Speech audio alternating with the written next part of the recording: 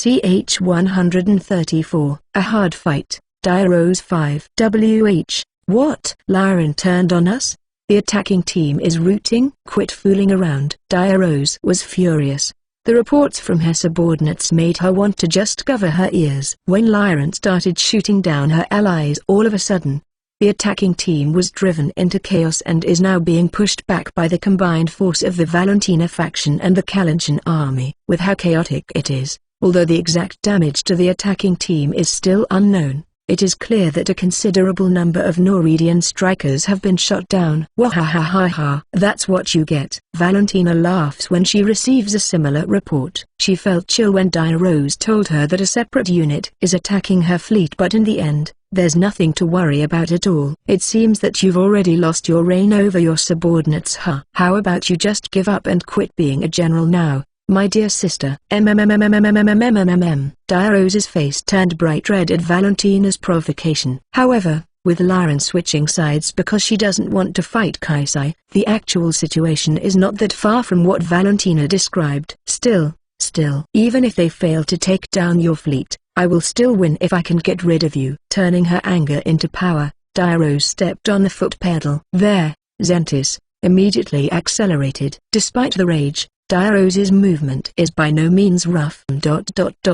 Valentina manages to avoid the shotgun rounds and Schleer is providing covering fire for her, but Diarose only slowed down a little as she avoided it with minimal movement. TSK, she's good. Although she had displayed disgraceful behaviors in her fight with Kaisai, Diarose's skills as a pilot are still the real deal. Valentina may think that they have the upper hand due to their superior number, but Schleer still thinks of Diarose as an opponent that she can't let down her guard against. If only I have my Orthogratza. What's wrong? You are getting slow, little sister. Diarose mocked Valentina, who is desperately avoiding the shots from her shotgun and stealthily lash her electric whip at her. Sparks ran on the armor from the impact of the whip.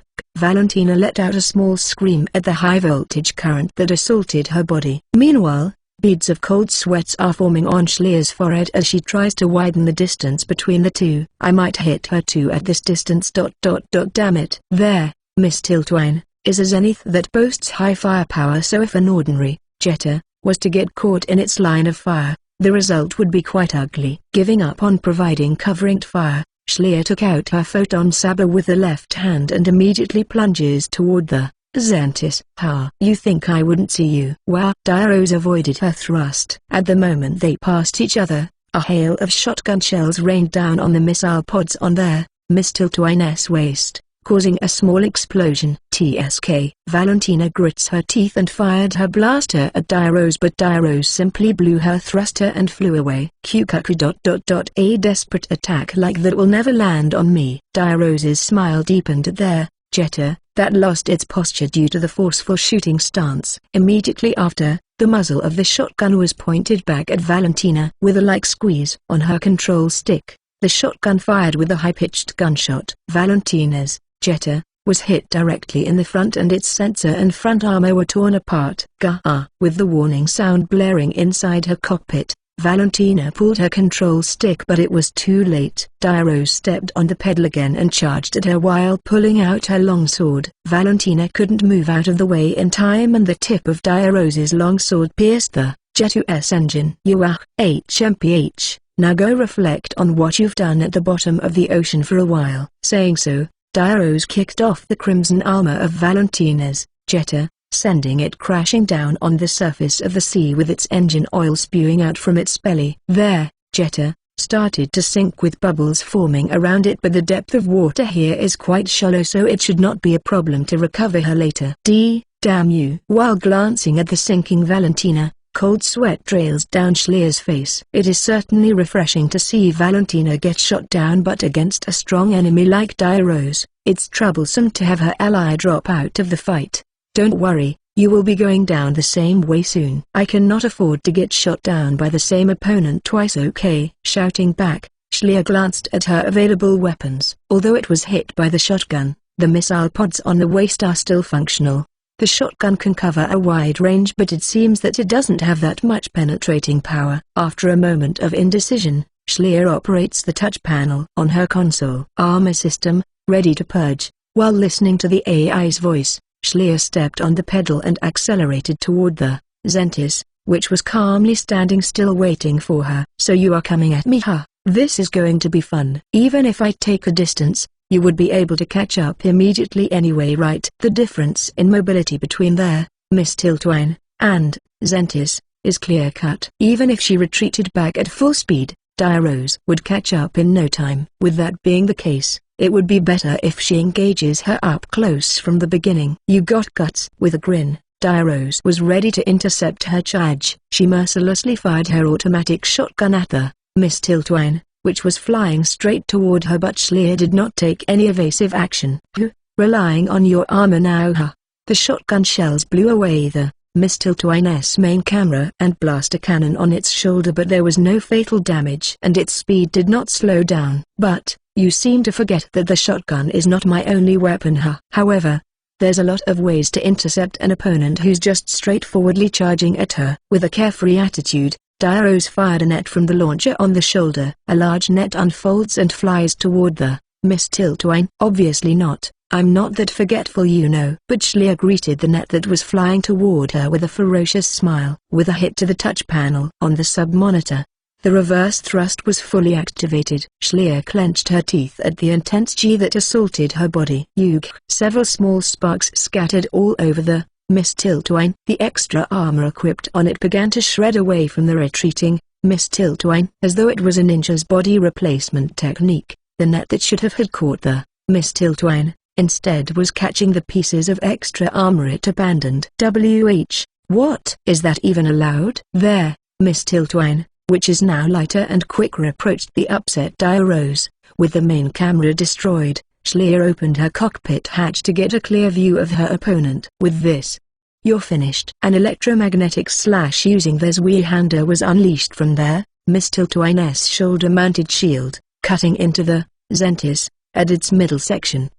Impossible. Although the Zentis was not completely bisected, the damage was fatal enough. Just like her sister earlier, their Zentis crashed into the sea with black smoke rising from its body. TLN, got to admit, that it was very anime. CH-135, the captive princess. The Noridian, which lost its general, quickly collapsed. Due to the coup, the morale was already low, so no one chose to continue to battle. However, most of them were still alive after the battle. Even after a full day after the battle, the Kalanchian soldiers and MPs are still busily processing the disarmament of the Noridians' large army. I didn't know what would happen, but I'm seriously glad that we somehow got through it," Kaisai said with a bitter smile. He's currently in the lounge for senior officers. As expected, he doesn't have any role to play in the disarmament process, so he's relaxing right now. "Well, yeah, I got super worried when you got captured though." Saki on the other hand only tiredly responded in a sloppy appearance. At the moment almost all that Noridian troops in the territory under the Kalanchian army control are surrendering. That's why they technically have a truce going on right now. It's been fierce battle after fierce battle every day until now, so it can't be helped if she seemed dispirited today. "I hope we can end the war with this though." "I wonder about that." It seems that the envoy was already sent over to their side for peace negotiation, but that's all. Almost at the same moment Saki responded with a shrug.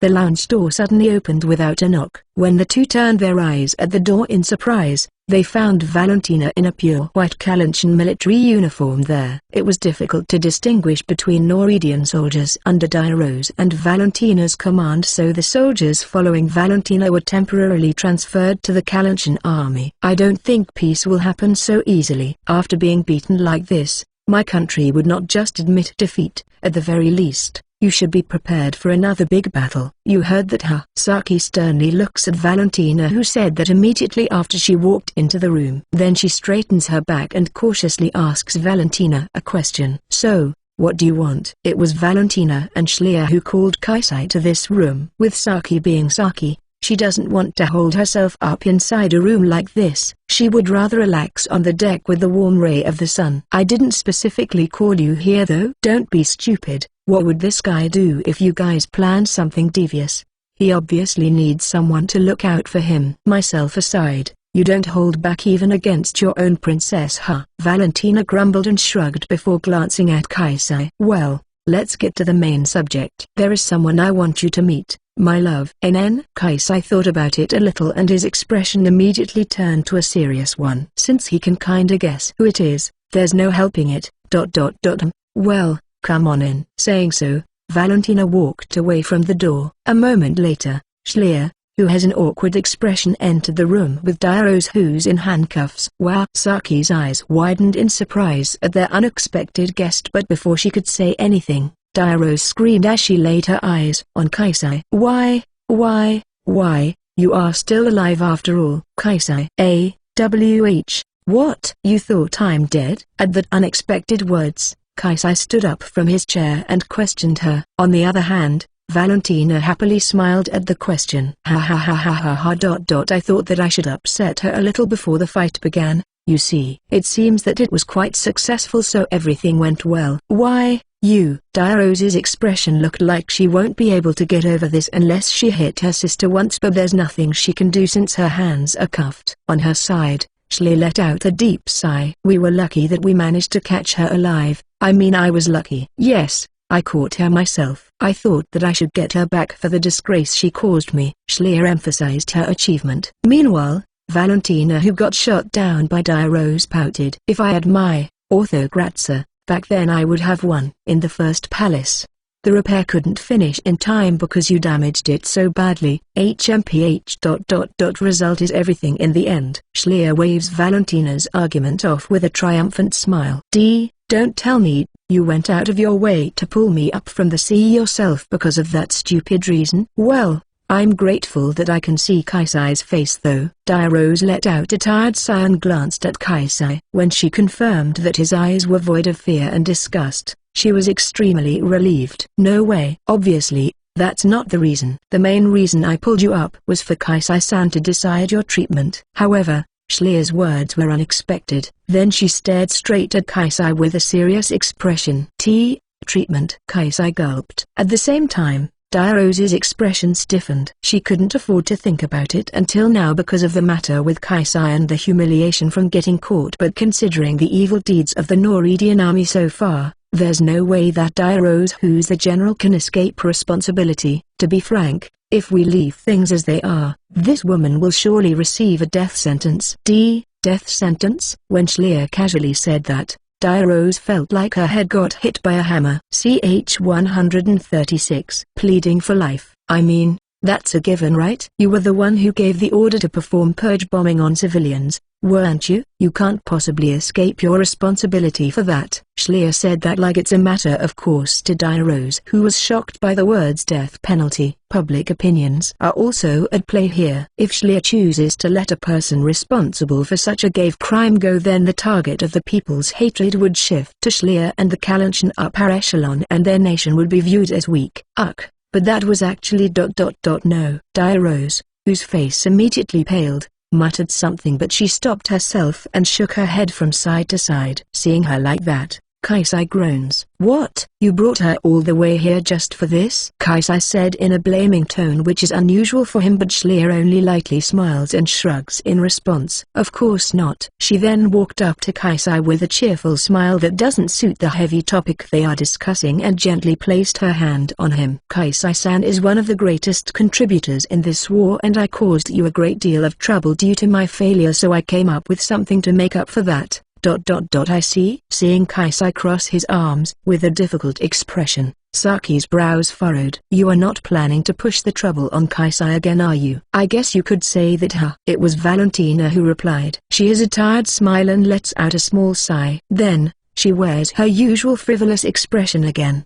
But this was a decision that I and Schleer had a lot of discussions on. Anyway, I want you to stay quiet and listen until the end. HMPH. Saki snorted and turned away. Well, Valentina aside, it's not like she cannot put some trust in Schleer. If she listens, it wouldn't be too late to complain to her later. Well, it's simple really. To put it briefly, we only want to hear Kaisai-san's opinion on how we should deal with Dairos here. It was thanks to you that we managed to capture this woman after all. You should have at least that much say in this matter. It was actually us who caught her though. Schleer glared at Valentina, who said something unnecessary. On the other hand, without minding the two, Dairo's gazes at Kaisai with the eyes of a scared puppy. From what I heard, you were put through a great deal of trouble by this woman, right? If you want to shoot her yourself at the execution, then we should be able to accommodate that, you know. Schleer put on an evil grin and placed her hand on Dairo's arm. Dairo's body shook in surprise and blood drained from her face. So that's it, huh? Naturally, Kaisai understood that Schleer was only joking. Schleer is well aware that Kaisai hates death on a personal level. If she intends to give out the death penalty no matter what, then she wouldn't have brought Dairo's here. Her temper can go out of control sometimes, but it's not like she's the type of person that takes joy in abusing someone she has already beaten. Still, of course, Kaisai doesn't want Dairo's to die. He certainly had been put through a painful experience by her, but it's something on the level that he can laugh it off and forgive her. The whip she used was a toy-like one that didn't even hurt him, and when he thought that she was going to assault him, she took off his restraints and just self-destructed. If she is willing to apologize properly, then he doesn't mind treating it as water under the bridge. However, that was only what she's done to Kaisai personally. It is undeniable that Dairo's was in charge of the Norwegian army invading Kalansia, and it was true that she is directly responsible for its inhumane operations. Now he's worried that he might be too lenient because he is using his own experiences to judge her.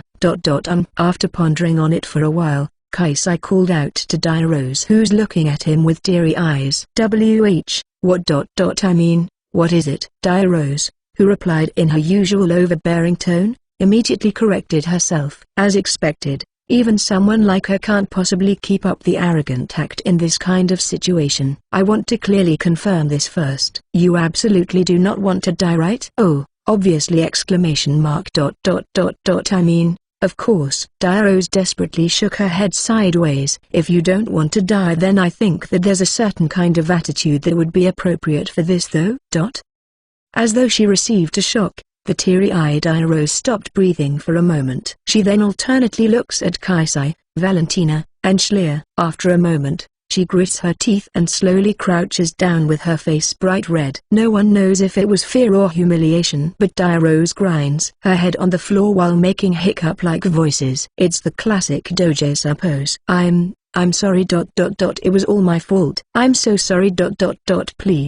Please forgive me. It was a splendid and pathetic figure of someone pleading for their life. Her figure looked so pathetic that even 100 years of passionate love would turn cold in an instant, but Kaisai stroked his chest in relief. If she had said something like, "I will give you as much money as you want, so help me," or, "Why do you fool get to decide my fate? The one who's going to die here is you," or the like, it would be difficult for Kaisai to save her. The point here is that Dairo's has apologized for all she's done. Schleer said that she only wanted Kaisai's opinion here, so it might be the case where Dairo's will be tried no matter what he says. If he wants to save her, then he needs her to save herself, and the most important thing she needs for that is the correct attitude. Kaisai tightened his expression and stood next to Dairo's, who's still in the middle of a doujutsu. Oh, oi. Although Saki tried to call out, Kaisai's already bent his knees and lowered his head. I think that it would be a waste to just kill this person. Please, will you spare her life? Hearing that, Schleer nodded as though that's what she wanted to hear all along. I see, understood. I will see what I can do. CH 137. Reason for sparing. That night, Kaisai was walking in the corridor of the Radiant, accompanied by Schleer. The corridor is being illuminated only by a faint light and there's pretty much no one around. While rubbing his eyes, Kaisai stretched to get rid of his drowsiness. Seriously. Even though I didn't go out and fight, it's still so tiring today. Of course, this is due to the matter with Dairo's. Since it was a life or death discussion, it's natural that he would get mentally tired by it. I'm sorry for the trouble. Understanding him, Schleer apologizes with a bitter smile. As the highest-ranking commanding officer, she has many more headache-inducing matters to deal with compared to Kaisai. Whether it's about the case with Dairo's or the disarmament of the Norwegian army, she must have a lot on her plate. That being said, if things keep going like this, she won't be able to avoid the death penalty. There are steps we have to take to do this. That person is the successor to the Norwegian throne, though. Do you really have to execute her? Personally, I think that it would be better to give her back for some kind of ransom, though. The Nord Empire would not stay quiet if they simply kill off their next emperors. If the war intensifies, the number of casualties will surely increase. For Kaisai, executing Dairose outright doesn't seem to be a wise choice. Still, it's true that many people have died because of her. Someone needs to take responsibility. If Kalanshir cannot give its people an outlet for their dissatisfaction, their hatred will be directed toward me and my family. The Henrietta house instead. That is something that I absolutely have to avoid. So it's a problem on the emotional level. How? That's going to be difficult. Kaisai groaned with his arms crossed. Certainly, talking about benefits or demerits would not convince the grudgeful families of the victims. But Schlier, you also don't want Dairose to die, right? He knows that if he adds honorifics when referring to Dairose, Schlier would be in a bad mood, so he dropped it. Well, yes, Schlier answers with a light smile. If it was the other way around, she wouldn't have brought Dairose to Kaisai earlier. I shouldn't say this, but I'm surprised you are willing to save someone who took you hostage, you know. Saying so, Kaisai also realized that it's a strange thing to say coming from someone who almost got assaulted by the person in question. Schlier is probably thinking that the very same thing. On the other hand, Schlier's face turned red as she remembered how she was taken hostage and the disgraceful appearance she showed him back then. That apostrophe s.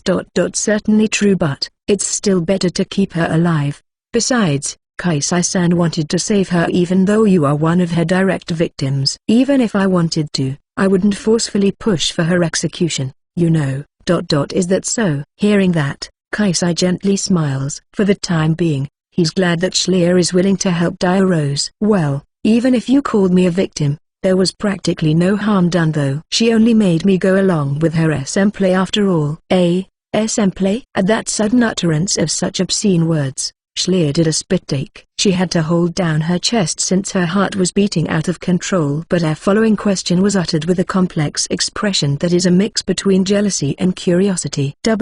What kind of play is that exactly? Well, Kaisai also felt embarrassed to talk about it. When he blushed and acted hesitant to continue, Schlier approached and pressed him for an answer. Please tell me. It's important. What's so important about that? Kaisai's mouth cramped up. How do I say this? I was tied to a strange bed and she beat me with a toy whip. As I thought, that woman really has such a hobby after all. Schlier groaned while recalling that Dairose certainly gives off a queen-like atmosphere. However, her half-crying figure while doing a doujutsu today doesn't exhibit that kind of dignity at all. No, I mean it didn't really suit me. In the end, it doesn't seem like she knows what she wanted to do either. Kaisai still doesn't understand why Dairose released the restraints back then. However, he somehow gets the feeling that being a queen doesn't really suit Dairose. She looked strangely confused back then too. Well, that gave Valentina the chance to save me though. So that's the reason why you're so sympathetic to her even though she tried to hurt you. It seems she's not as dangerous a person as I thought. Schlier heard from Valentina that she rescued Kaisai before Dairose could go through with him. Still, she didn't hear what happened exactly in detail. Hearing this, Schlier kind of understood what happened and sighs. Rather, I think she's quite an interesting person, you know.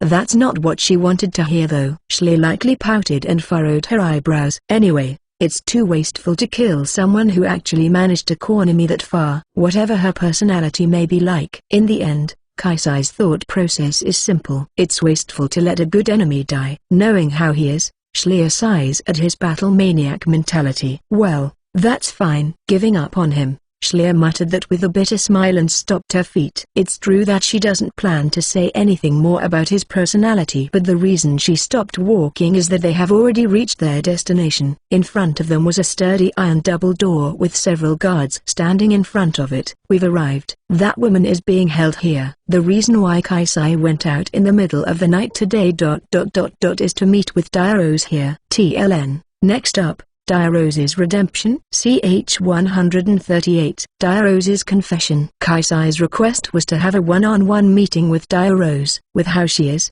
he thought that his request would be turned down immediately, but contrary to his expectation, Schlier granted him permission without any protesting. That being said, he is still a little nervous to walk into the room alone like this. The simple and dreary room only has a few sets of small tables and chairs inside. Most likely, It is designed for the sole purpose of prisoner visitation. Now, Dia-Rose was sitting in the chair directly across from Kaisai. Seriously. I never thought that you would come to see me, you know, Dia-Rose said with a bitter smile. Her hands and legs are locked together with cuffs made of special alloys, making her unable to move properly.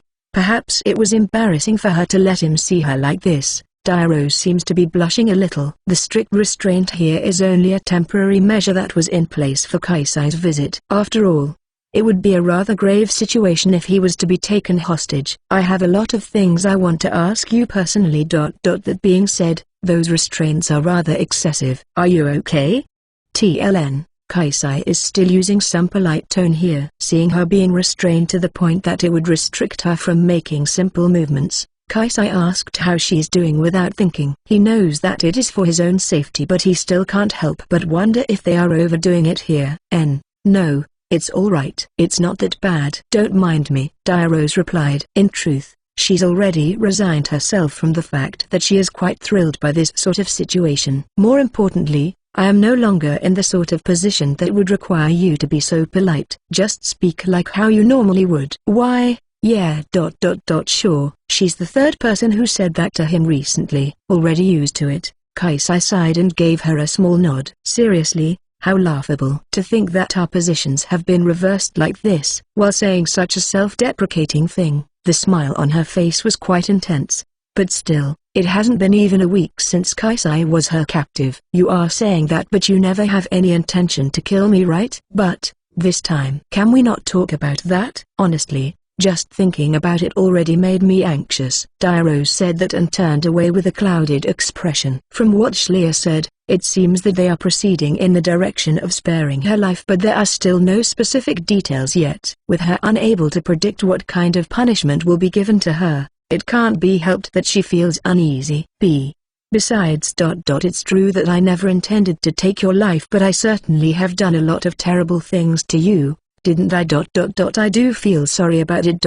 I'm so sorry. Returning her gaze to Kaisai, Dia-Rose deeply lowered her head. It doesn't look like she apologized because she wanted to save herself. Rather, she appeared to be truly sorry. Since you apologized, I will forgive you. It's not like I got hurt or anything too. Seeing this unusual appearance of hers, Kaisai lightly smiled and waved his hands. It's true that he was a little scared, but well, it's not every day you can experience such a thing after all. I'm sorry. I'm so sorry. Thank you. Dia-Rose apologized in tears. She had always been thinking about what she had done and was worried what to do if he wouldn't forgive her. It has been eating at her. By the way, there's one thing that's on my mind. No, to be honest, I came here tonight to ask you about it. What is it? Why did you release me back then? At the time, you didn't have any reason to take out my restraint, right? Kaisai was rescued unharmed because Dia-Rose took off the restraints at a strange timing. It was clear that it was no accident, and it has been on Kaisai's mind since then. Hearing the question,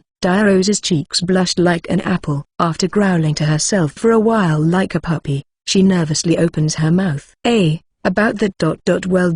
I realized that being one doing it didn't suit my hobby, so without thinking hobby? Hearing a strange reply than he expected, Kaisai cocked his head. On the other hand, Dia-Rose's bright red face is dripping with sweat. Still, somehow she seems quite happy. I'd always thought that I like hitting people with a whip or abusing them with my words, but apparently, it's the other way around. The other way around. Kaisai, who was so confused by her answer, can only repeat her words like a parrot. Meanwhile, Dia-Rose continues while repeatedly sneaking a glance at him. It was actually me who wanted to be abused. At that time, I wanted you to push me down and mess me up. Being pushed down and messed up by a man, my image as an imperial princess would crumble to dust. Besides, it was in front of my own little sister. There's no way that I wouldn't get excited, right?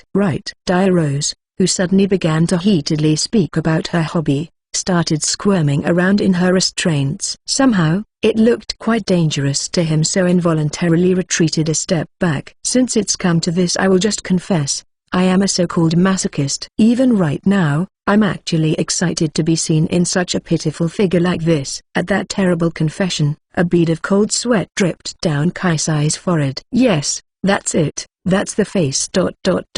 I'm so excited. Can you calm down a little? Sorry. I'm sorry for being like this. More. Look at me more with those cold eyes. Don't get any more excited. I'm begging you. Her ecstatic expression is quite seductive, but they can't continue the talk if she's like this, and Kaisai is begging her to calm down. That's impossible.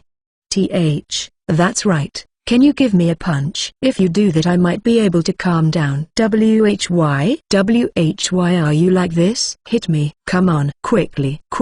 Dirose's excited expression was full of anticipation. Annoyed, Kaisai quickly stood up and did a hand chop on Dirose's head. He was certain that he put almost his full power into it, but Dirose only excitedly breathed out like that was the peak of her ecstasy. Ch 139. Dirose's confession / take 2.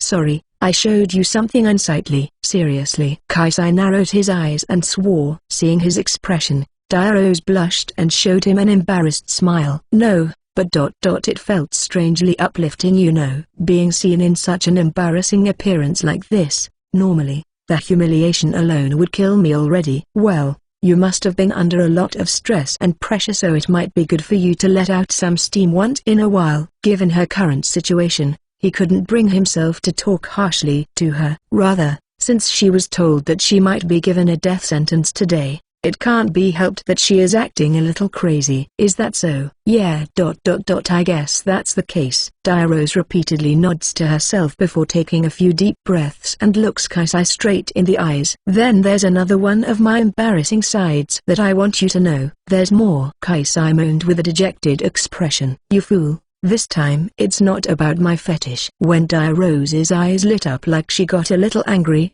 Kaisai smiled apologetically. Well, how do I say this? I love you, Hokuto Kaisai. Kaisai broke out into an uncontrollable coughing fit. It's the second time he got taken by surprise, but in a way, this is more shocking than her earlier confession. Cough. That's so sudden. I don't need to hear you reply, okay? Even I know that you don't think of me that way. Still, being turned down would give me a shock too. Sure. Seeing her arrogant manner of speech returned, Kaisai can't help but smile. Then, after thinking to himself for a moment, he walks up to Dirose with a mischievous smile. Since you tell me that you don't need a reply, I shouldn't tell you how I feel. But I can just tell you anyway, right?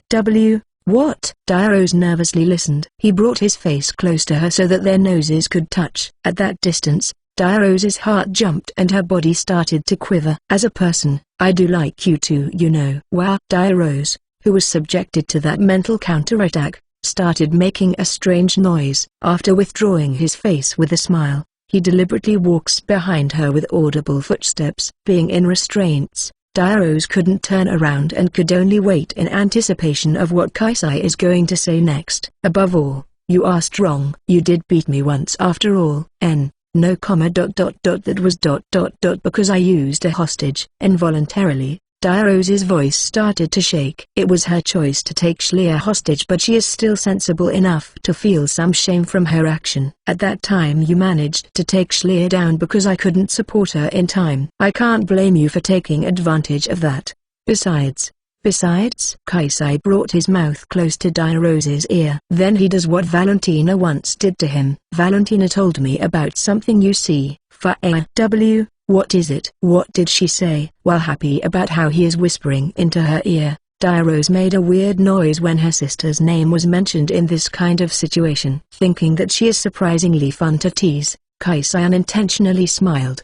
He was at Valentina's mercy back then, but when he is the one doing it, it is quite fun. The little sister's sin must be atoned by the elder sister. Kaisai is having that evil thought. She said Dirose doesn't have any qualms resorting to cowardly means and that I might be targeted when I'm not piloting a striker. She told me this way before we had a skirmish in this system, you know. She got into contact with you without me knowing?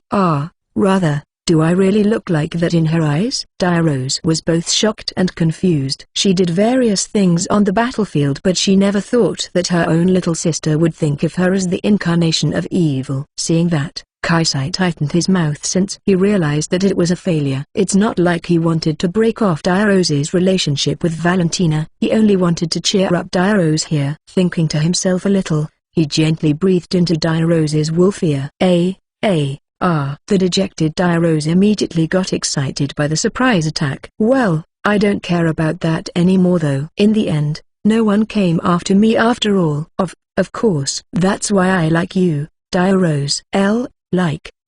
Dairose was about to explode from her overwhelming emotion. However, Kaisai was merciless. Arguably, the battle we fought was on top of the same board. The other things that were outside the board don't matter to our battle. That's why I admit that I lost to you. Even though she was so obsessed with defeating Kaisai, his words don't really please Dairose. After all, even if there's no danger to her life, she still prefers to be on the losing side. I like giving my all in a fight, and I also like my opponents to do the same. I really like you because you sent everything you had at me. Rather than as a lover. I quite like you because you went along with my hobby though. Kaisai added that at the end, but since she has already reached the limit of her mental capacity, Dairose's mind didn't register that. All she could do was leak a series of strange voices from her mouth. I don't want someone like you to be executed, so I will help you. That's why I want you to cheer up. You understand?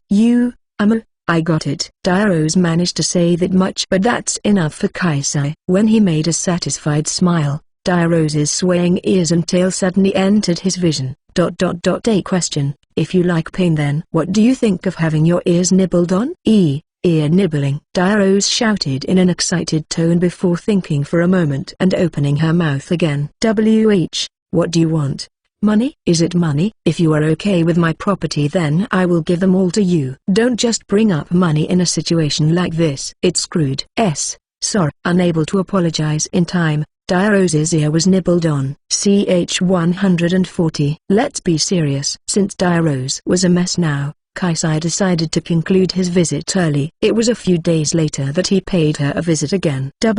What? You came? I was worried that you might not visit me anymore, you know. Dairose greeted him while sneaking a glance at his face with a blushed face. The eyes that she looked at him with almost looked like ones that belonged to someone looking at their lover. On a side note, she is not restrained so heavily like last time, but her hands are still cuffed. Well, it's not like I can let him visit you that often, right? Do you really understand how dangerous a position you are in right now? Complained Schlier, who accompanied Kaisai. In addition to Schlier and Kaisai, one of the former four heavenlies, Tursis, is also here. It's clear that this will not be a private visit like last time. Naturally, Dairose can see that as well, so she raised her cuffed hands up as if to surrender and make a light smile. Of course, I understand that. If I do something suspicious, then my position will only worsen, right? I won't do anything of the sort, Dairose said in a light and cheerful tone, unthinkable of someone who recently was groveling while half-cryingly begging for her life. Seeing her like that, Schlier let out a bitter sigh. It's clear that her attitude has changed, and it's obvious that this change came from the person who recently visited her. It would be a lie if she says that she wasn't curious at all about what he did last time, but she was also afraid to hear it, so she couldn't ask him what he did in the end. She suspects that he might have given Dairose a kiss or two in the last meeting. However, since Kaisai is not her lover, she has no right to ask him about something like that.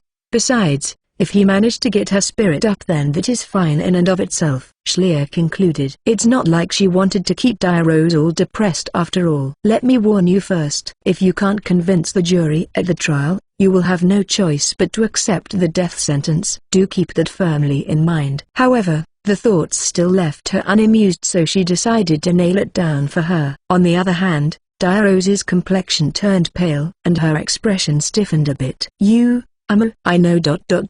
By the way, I've heard this from the Imperial Intelligence Department, but it seems that the Kalanchen royal family doesn't have that much power over its government, and the ministers often ignore the royal family's opinion. So that applied to your court too? Yes. Hearing about her house's lack of power, Schlier weakly replied. Pleading for your life alone will not overturn the decision. You need to somehow convince them that you should be kept alive. Keeping one influence out of another should be normal concepts in the separation of powers, though. A trial that can be easily influenced by politicians is too scary, no matter how you think about it. As a Terran, such a thing is obvious to Kaisai, but the Volds who rule the majority of the universe are using a feudal system. That's why such a concept is foreign to them. The only ones present who understand what he is saying is only the smiling Diarose, while Schleer and Tursis cocked their heads in puzzlement. Our way is different from that of the Terrans. But this is certainly troubling. I thought that it was going to be a case since a princess like Schleer-san said that you would save me. Unexpectedly called Schleer-san, Schleer was extremely surprised. After all, with how Diarose usually behaves, she's the last person you would expect to refer to someone else using honorifics. That's why we are here today, to come up with some measures for the trial. Unable to read the mood, Tursis proceeded the conversation while crossing her arms, which in turn put an emphasis on her plump chest. On the other hand, Diarose's mouth turned downward as she glared at her. If that's the case, then I understand why Schleer-san is here. I'm happy that Kaisai is here too, but why are you here? Fighting aside, since when are you an expert in the judicial system? It's not that Tursis is dumb, but with her being a battle maniac, she's mostly useless except in battle. That's why Diarose asked what she's doing here. No, I just followed them here since I happened to spot them walking down the hallway. Aren't you too casual about this? Rather, why are you so free to wander around in a place like this? This is a Kalantian ship, you know. Even if they are allies for the moment, people who fought on the opposite side of war shouldn't be able to get along so well. Normally, she should be staying on her own ship. But, well, how do I say this? Before I knew it, Tursis-san just kind of settled here in there, radiant.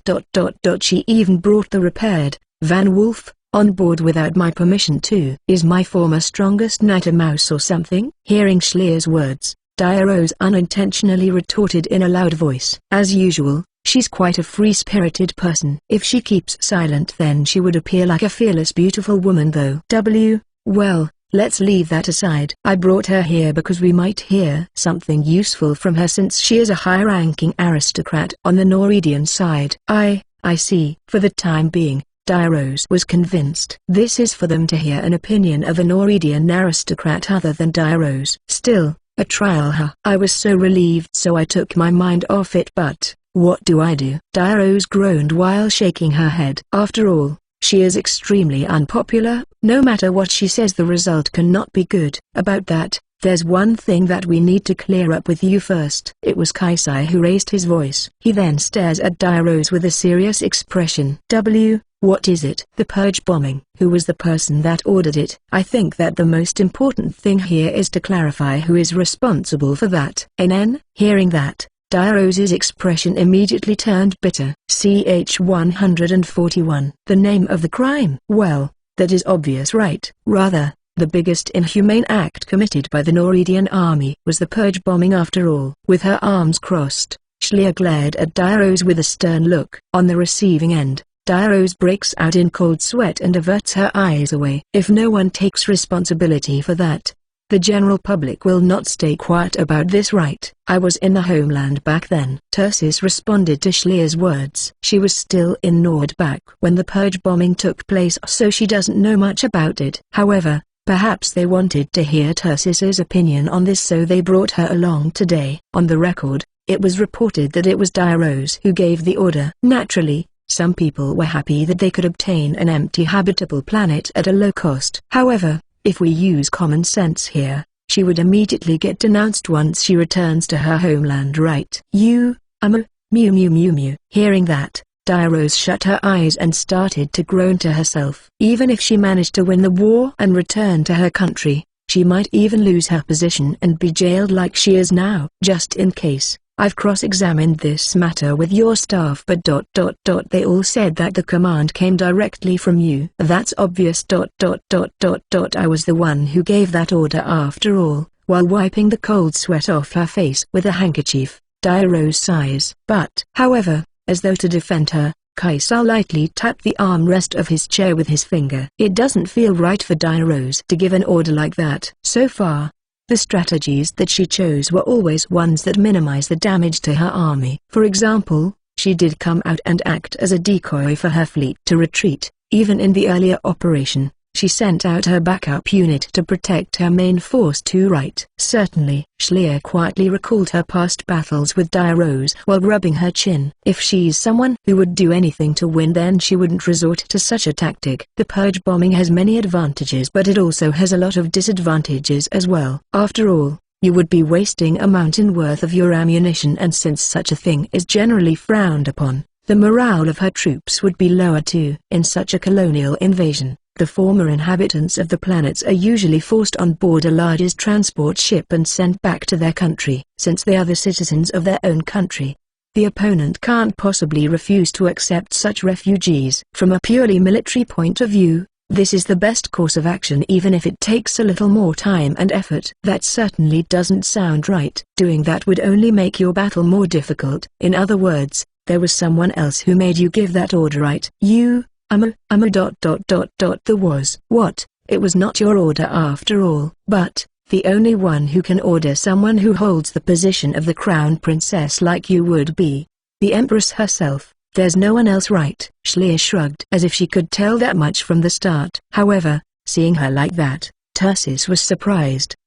But Her Majesty told us that she would personally rebuke Dire Rose for that herself once she returned. You know, why would she punish someone who carried out her own order? Her Majesty Mother didn't want to be held responsible for the purge bombing. That's why she told me to take responsibility for it. That was her order to me. At her wit's end, Dire Rose squeezed out that confession. She truly doesn't want to say it out loud. If she gave that order, then it shouldn't be like that, right? To take responsibility for your own order is the pride of an aristocrat. If that is true, then why did you accept an order like that?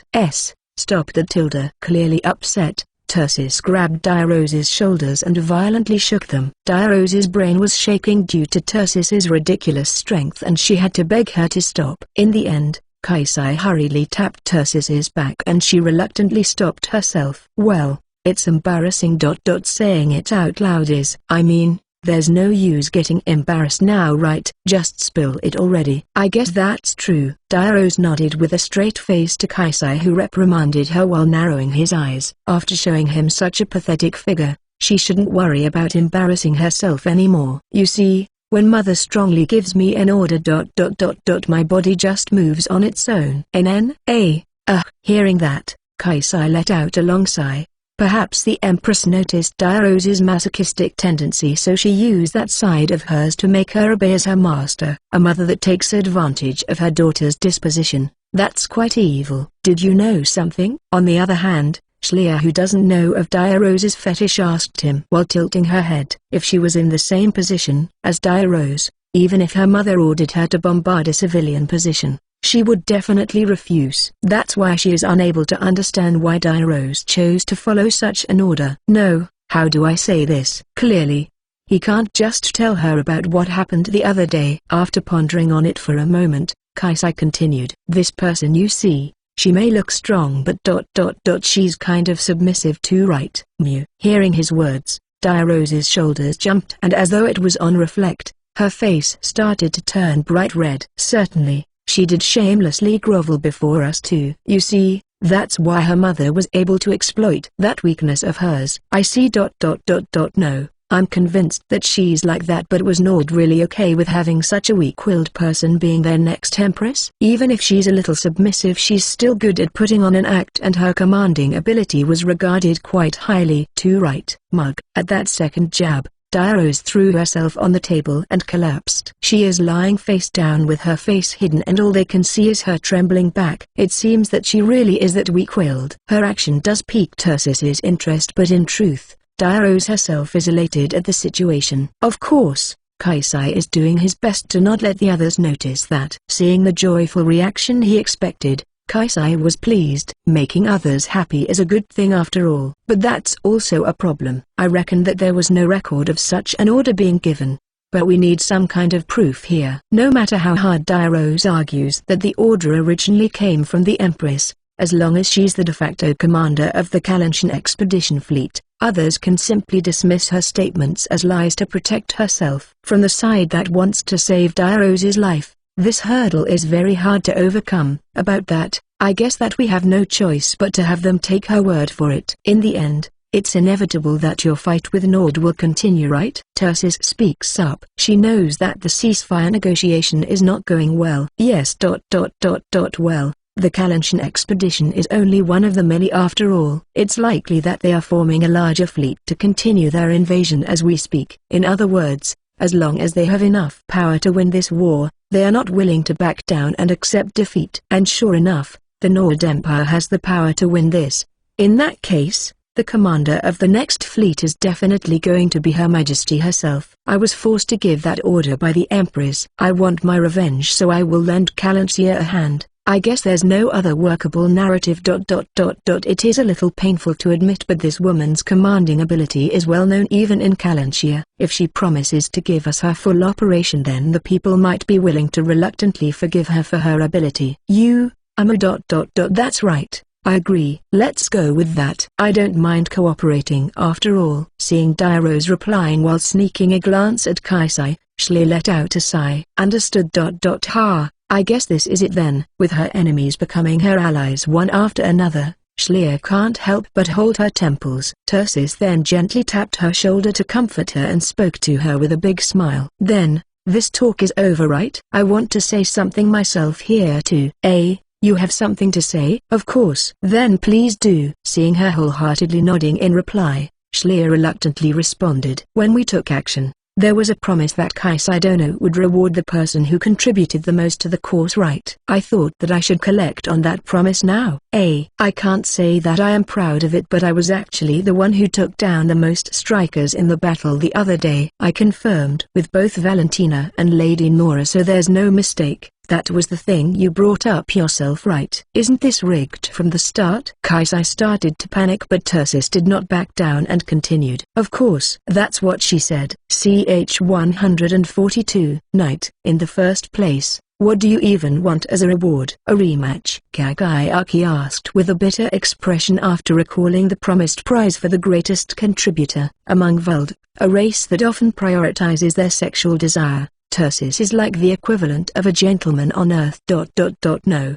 dubbing her a lady might be more accurate here. With that being the case, the reward he expected her to ask is something related to battle, since she's a battle junkie. No, that's not it. Even if I challenge you now, it would inevitably result in my defeat.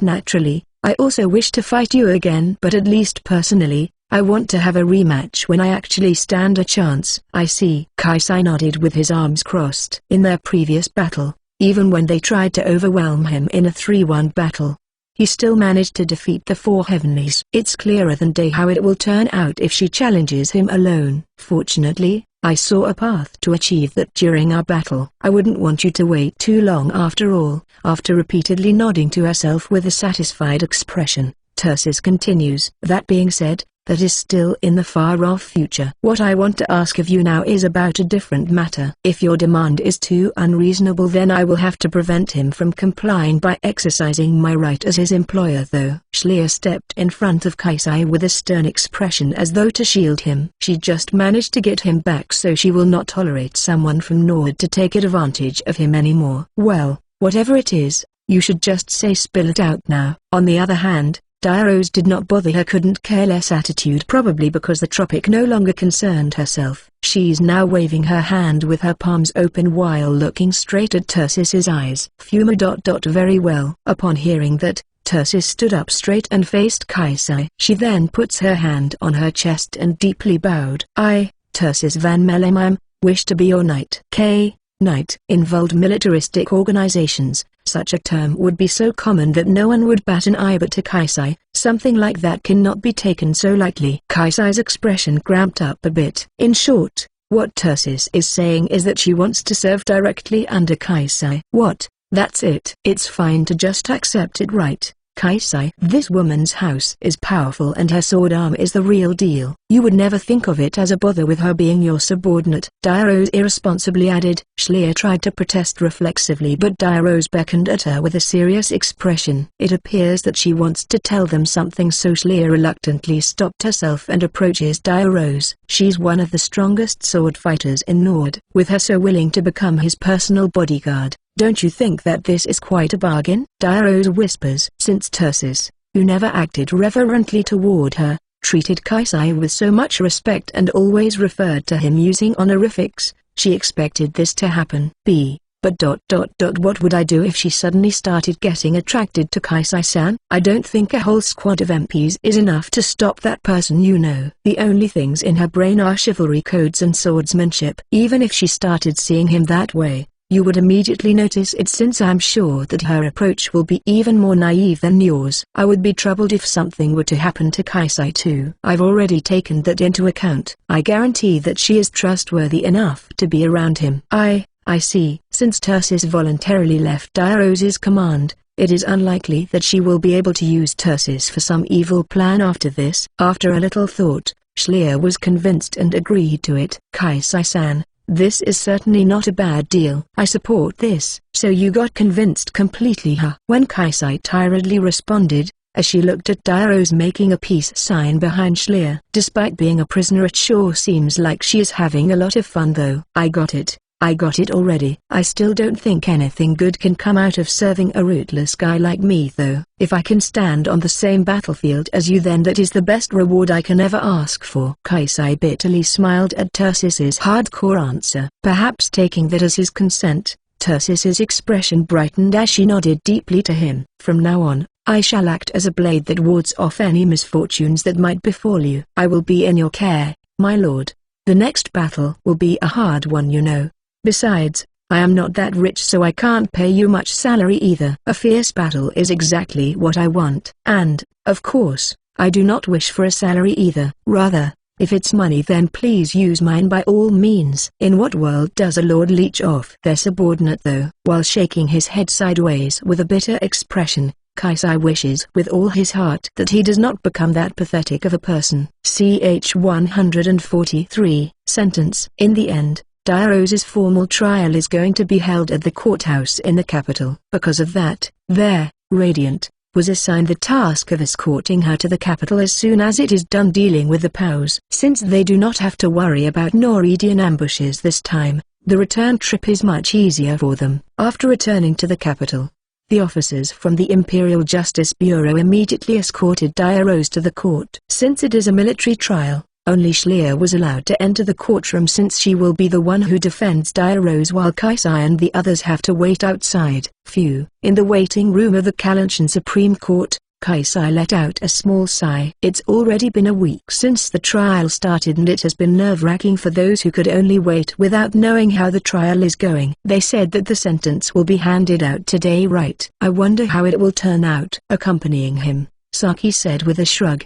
Perhaps because she is not particularly fond of Dirose, her expression is one of cynicism. Still, the sentence is being finalized in only a week. Desu. Maybe it went as we expected. Instead of Kaisai, the one who replied was Nora, who is also accompanying him today. She is sitting loosely on the sofa while placing her feet on the table. Even she doesn't seem to worry much about Dirose's fate. It is still possible that she will be given the death sentence. It's too early to let your guard down, Lady Nora, said Tursis, who was standing behind Kaisai like a statue. Ever since the day she declared that she wishes to be his knight, she has been escorting him like a personal servant. That sounds scary. My apology, my lord. However, we must always assume the worst. Hearing her saying, my lord, so naturally, Saki and Nora looked at each other. Nora stuck out her tongue while Saki had a small smile as she traced her thumb across her neck. Nora then casually stood up and silently jumped at Tursis. HMPH, naive. However, Tursis easily evaded Nora's assault before grabbing her sleeve and collar to throw her on the floor. Nora screams as she was made to roll away, but using the opening Nora deliberately created, Saki moves in. She unsheaths the sword from the scabbard hanging on her waist and takes an upper stance to swing down at Tursis. HMPH, I admire your enthusiasm, but your charge is still lukewarm. The downward swing was blocked by Tursis's beloved sword. Since it is still in its scabbard, she's probably only intending to play along. After blocking Saki's attack, Tursis beautifully performed a kick directly to Saki's stomach. Saki involuntarily dropped her sword as she crouched down while holding her belly. Meanwhile, Nora, who has recovered before anyone noticed, is gently tapping Saki's back. Damn it! You are too strong, Desu. Ha ha ha. If it's a challenge then you can come at me anytime you want. Kaisai stared at the three as if to ask what they are doing in a serious place like a court's waiting room. In return, Saki and Nora averted their eyes while making a poor attempt at whistling. If you are bored then you can play a game or read something, right? When Kaisai was complaining so, the door to the waiting room was knocked. Hearing the knock, Tursis tightened up her expression and moved to the door while Saki and Nora dusted their clothes. Oh, speak of the devil. After checking the LCD monitor mounted on the wall to identify their visitors, Tursis unlocks the door and lets Schleer and Diarose into the room. "Thank you for waiting," Schleer said with a big smile as soon as she entered. "It appears that they managed to get the sentence they were hoping for." "We did it. The court accepted most of our terms. I mean, it was difficult though." "Well, if Diarose was given the death sentence then she wouldn't be able to come here with Schleer like this." Relieved, Kaisai pat down on his chest. "Then?" "Yes, we managed to avoid the death sentence under the condition that she has to cooperate with us in our future battle against the Nord Empire." "Yes. The war isn't over yet. It is almost certain that the Empress herself will lead an even bigger fleet to restart this invasion.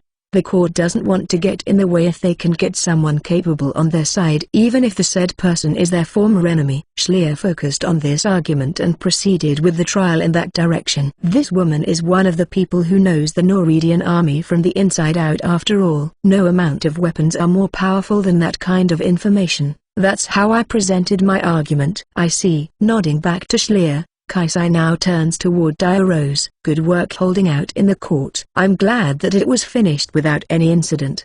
There was a lot of nagging and fault-finding though. Well, a whip without love really is no good." Diarose tiredly shrugged. She's a masochist, but it seems that the prosecution was still uncomfortable for her. It would be bad if she actually got excited from that, so Kaisai was a little relieved to hear her say that. "So, what's the sentence? They wouldn't just acquit this woman of all crimes, right?" Saki asks as though she couldn't care less about the answer. After all, Diarose was the commander of the Kalanshia Expeditionary Fleet. From the perspective of someone from Kalanshia, she's supposed to be the object of their hatred. That's why even if she managed to avoid capital punishment, she expected that some kind of heavy sentence is in line for Diarose. The punishment. Of course. Her status will be derived and she will be branded a slave. Well, that should be a fate worse than death for aristocrats though. Slave. Nora gulped at the word. However, Schleer calmly reached into her pocket and handed something to Kaisai. "That's why, from today onward, Kaisai will be this woman's master. Please take this and put it on her." What Schleer handed to him was something that looked a lot like a dog collar. "TLN. We are going that typical route now?" CH 144. Slavery. Wait. Why does it turn out like that? It was not Kaisai but Saki who raised their voice as she got in between Kaisai and Schleer in a hurry. "I understand why it would end with slavery. I get that it's the only appropriate punishment aside from the death penalty. But why is Kaisai suddenly the master? That's too strange, isn't it?" "Well," Schleer looked away while making a light smile. "At first, I was going to buy her myself. She seems like a capable military advisor after all." "Then that should be fine, isn't it? Why didn't you just take her?" "How do I say this? I mean, Kaisai-san did a lot for us in the war, right? Even this time. If it wasn't for Kaisai-san then not that many Norwegian soldiers would have participated in their coup in the first place." "That's right, Desu. If he wasn't with us back then, the coup would have failed before it even started," Nora said with a shrug. "In the first place, they betrayed Diarose because of the shameless strategy she deployed in her battle with Kaisai. If she had fought straightforwardly, this would never have happened. Because of that, I was told that he needed to be given some kind of additional reward. But Kalanshia doesn't really have that much monetary leeway at the moment. Since we just obtained something that we can use to pay him with, we decided that she should be given to him. Do you really have to worry about something like that in this woman's trial? It can't be helped, can it? It is what it is. Since the sentence was already given, there's nothing we can do about it anymore." Half crying, Schleer shouted. It might have been a slightly disappointing result for her as well. On the other hand, Saki was overwhelmed and didn't say anything more. Meanwhile, Kaisai was speechless as he cast his gaze down on the collar. "By the way, this is a special slave collar. It has explosives inside and it will explode under certain conditions. The explosive itself isn't that powerful but well, it will be practically tied to her neck so her head will literally fly off if it goes off though. That much? By the way, what are these certain conditions? First is the manual detonation. The collar can be detonated using a special remote control which will be held by me and Kaisai-san respectively. Saying so, Schlier presented Kaisai with a small black resin remote. It looks kind of like a small music player. The other condition is when it can't receive the signal from the designated master.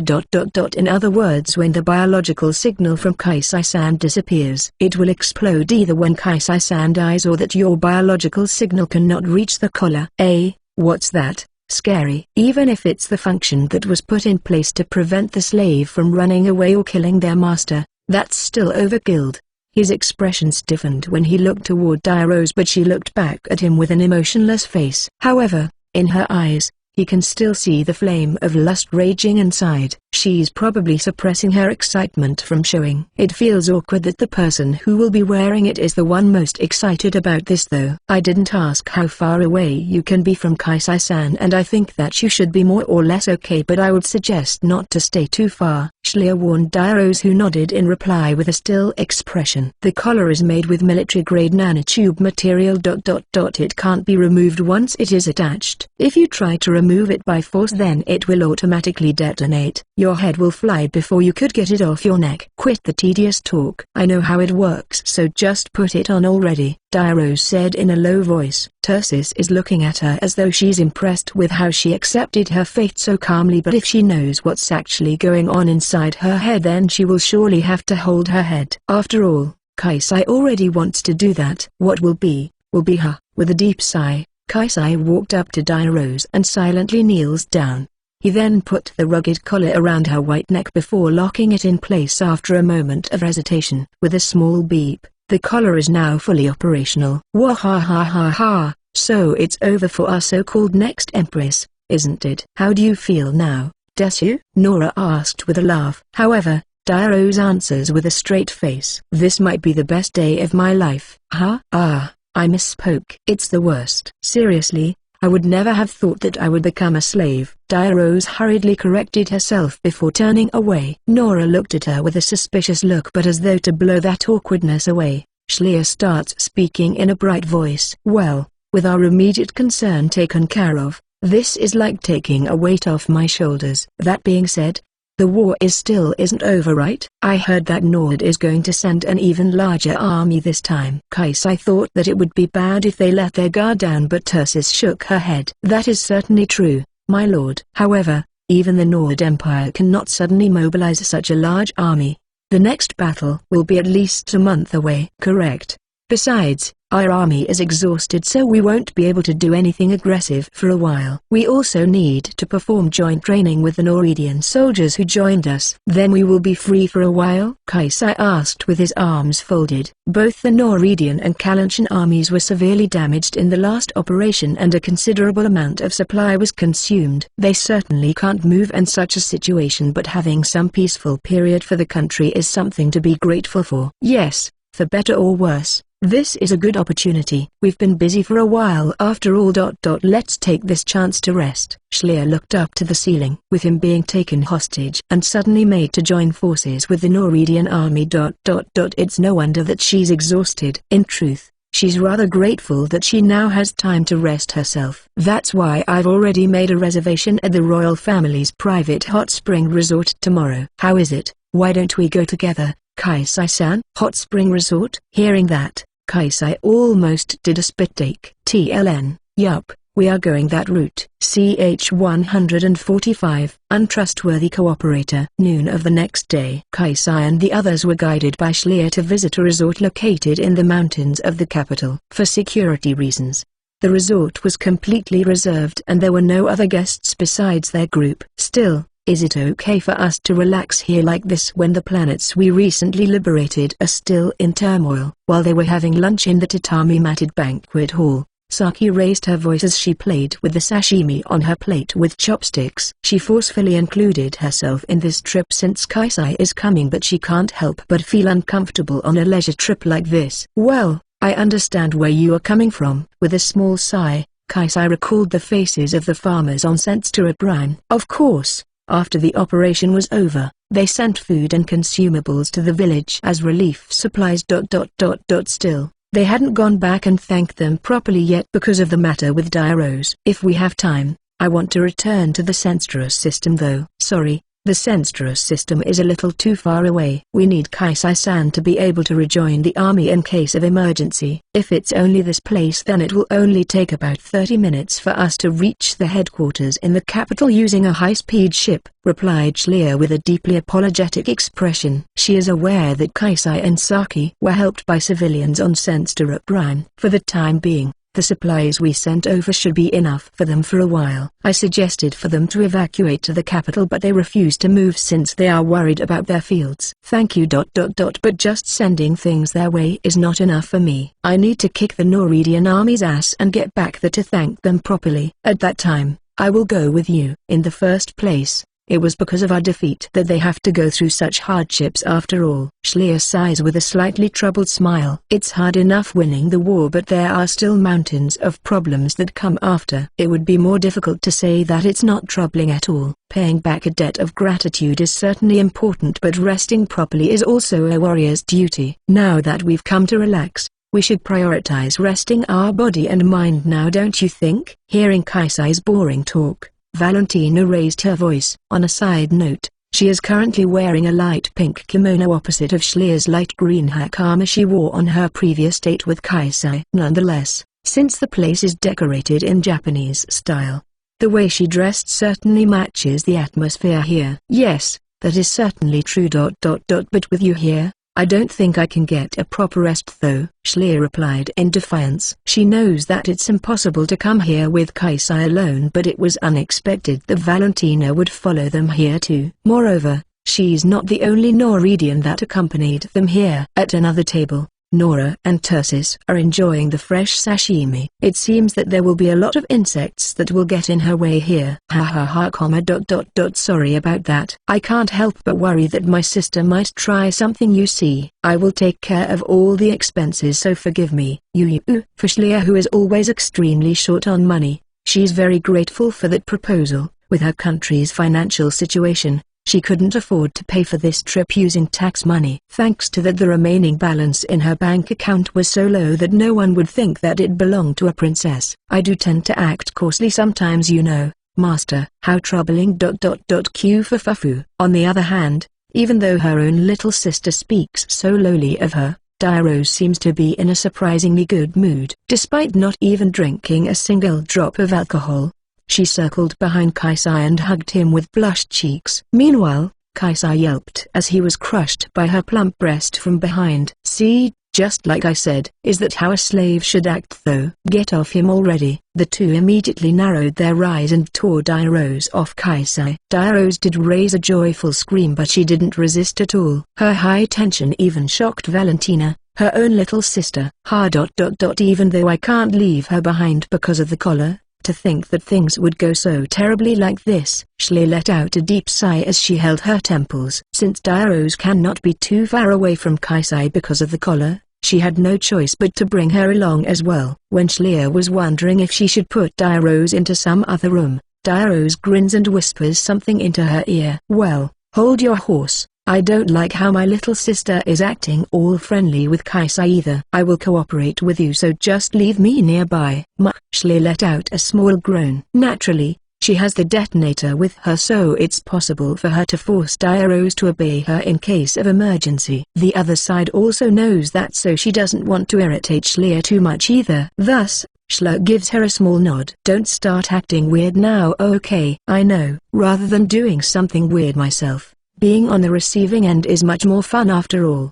Did you say something just now? No, it's nothing. Diarose returned to her seat with a smile before skillfully using her chopsticks to elegantly enjoy her sashimi. The fish here are pretty good. I like it. Schlier sighs at Diarose's nonchalant attitude. In the end, their vacation has just begun. CH 146. Killing time. After lunch, the group left the banquet hall and is now walking in the corridor. Kaisai, whose belly has swollen from all he ate, curiously looks around. The corridor is being illuminated by the bare light bulb, which is common in Japanese-style resorts that Kaisai is familiar with, and the staff that walk by are all dressed in kimono. Everything made him feel like he's in Japan except for the fact that all the employees here are old. I just thought that you would relax better if the environment seemed close to your home. It certainly feels like I'm back home. Thanks. Of course, being a poor man, Kaisai has never visited such a luxury Japanese resort. However, he thanked her with a smile since he appreciated her consideration. Still, this place sure is nice, isn't it? The view is nice too, said Kaisai as he looked out the window. The combination of the dark green forests and mountain streams was so gorgeous that Kaisai, who normally doesn't care much for the atmosphere, thinks that it's beautiful. Right. Do you think so? I've been waiting to show you this place, Schleer excitedly replied in a good mood, but seeing her like that, Nora simply shrugged. That being said, just looking at the view outside alone is boring, you know. We came here to play, so it would be nice to have something exciting to do, Desukido. Well, it's not like I can't understand that. But is there anything else to do here other than lazing around though? Said Kaisai with a bitter smile. Certainly. He doesn't like spending time boringly either. Still, it would be idiotic to come to a place like this to seek excitement. He did bring some board games like Shogai and playing cards with him, so he's thinking of proposing for them to play a game together. If that's the case, then how about the hot spring? The hot springs here are top notch, you know. Schleer voiced her suggestion with her eyes suspiciously swimming around. Since it's so easy to tell what she's thinking, Valentina gazes at her while thinking, this woman, who in their right mind would take a bath right after a meal. Right. Ahaha. Schleer withdrew her suggestion with a cramped face. For some reason, Kaisai felt like he did something bad, so he let out a small sigh. He was about to agree to the bath, but before he could say anything, Valentina approached him. Then how about some recreation? I did a little research before coming here, but it seems this place has a pretty good arcade, right? An arcade? I see. Certainly, an arcade within a tourist resort is pretty common. I don't have that much experience visiting such a place, so I'm curious too. I would be surprised to see some great aristocrats at an arcade too. Desu. Tursis-san has never been to one too, right? An arcade. With the talk suddenly directed toward her, Tursis folded her arms and shook her head. Arcade? Arcade? Well, I don't know what it is, but I don't think I have ever visited a place like that before. Rather, I can't even imagine this stiff woman in a casino, you know. Hearing Dairo's, Nora did a spit take as the image of Tursis seriously putting coin after coin into a slot machine. Well, I'm pretty much the same. Doing something new sounds like fun too. Really? Schleer cast Valentina a doubtful look. Unlike Tursis, Valentina seems like the type that would be raking in money at a casino. Still, unsure of whether she's aware of what Schleer's thinking or not, Valentina continues with a smile. Also, I heard that there are games that we can all play together too. It wouldn't be a bad idea to deepen our friendship, right? We did go beyond our affiliations and joined hands after all. I see. That's a good idea. It was Saki who replied so with a confident smile. Since she grew up in the downtown area, an arcade is like her backyard. It would be a good occasion to knock Valentina down a peg using her superior gaming skills, so she has no reason to turn down her proposal. If that's decided, then, well, I'm no good at action games. So if you're going to play that type of game, I will sit back and watch, okay? Kaisai shrugged. Unlike Honor Striker, the difference between him and the Vault Hero is obvious. Without the assistance from the icon system, he would be so slow that he would stand no chance to beat Valentina no matter how hard he tries. We don't have to play a competitive game, right? Let's go with something that everyone can enjoy together. Well, that's true. Although it's only a game, it would still be embarrassing to expose his shameful side to them. Still, it's not like there's any real danger here though. With so many agreeing to play, Kaisai decided to go along and give them a nod. CH 147. Game. The arcade in question was located in the basement of the resort. After the group descended the thick wooden stairs, they were greeted by a myriad of arcade machines that were making electronic sounds and colorful lights. I expected an old, small arcade since it's a resort, but this is actually pretty good. This place is almost as big as a small arcade, isn't it? Saki looks around with awe. Then, when she noticed something, she went, oh, and immediately rushed to a certain machine. "Isn't this Battlefield of Honor? If it's this one then you can play it right, Kaisai." Saying so, she pointed to a large spherical booth with a small door and chair plus a control stick inside. It appears that it was built to simulate a striker's cockpit. There's a game like this too, huh? Interesting. Valentina was impressed as she looked at the game machine. Even though it is only for a game, the quality is quite high. Even to her, who's familiar with real strikers, it doesn't seem cheaply made at all. I'm bad with action games but I think this one is an exception. Why don't we try it? Well, let's do it. Kaisai hesitated for a moment but he's also interested in it so he entered the spherical booth. After that, he sits down on the pilot seat and grabs the control stick to check how it feels. Liquid crystal displays were installed on the entire inner wall of the booth and it certainly gives the same atmosphere as a striker's cockpit. Since we are already at this, let's play against each other. Playing against an AI is boring, Desu, Nora suggested with a grin as she poked her head inside. Just like that, she got into the booth next door. Seeing that, Schleer hurriedly did the same. There are only 4 cockpits for Battlefield of Honor so if she doesn't hurry, someone else might take it. The ones left out were Saki, Valentina, Tursis and Diarose. With only 1 cockpit left, the 4 looked at each other. With this lineup, how about one of you guys take the spot? That way we would have 2 from Kalanshir and 2 from Nordrite. After pondering on it a little, Saki forfeits. She actually wanted to play against Valentina but if the seats are already filled then there's no helping it. After this match is over, they can just make a bracket later.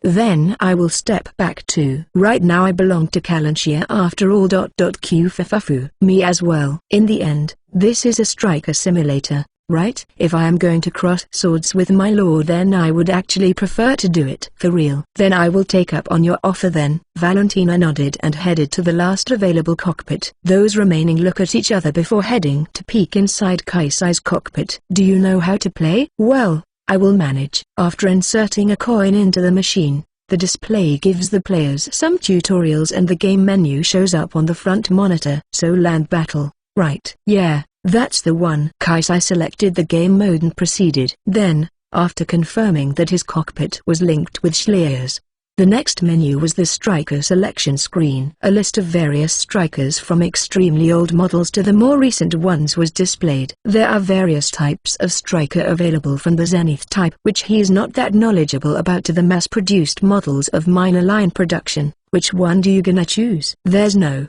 Caliburn Revive. Here you know. Then what about the Van Wolf? There it is.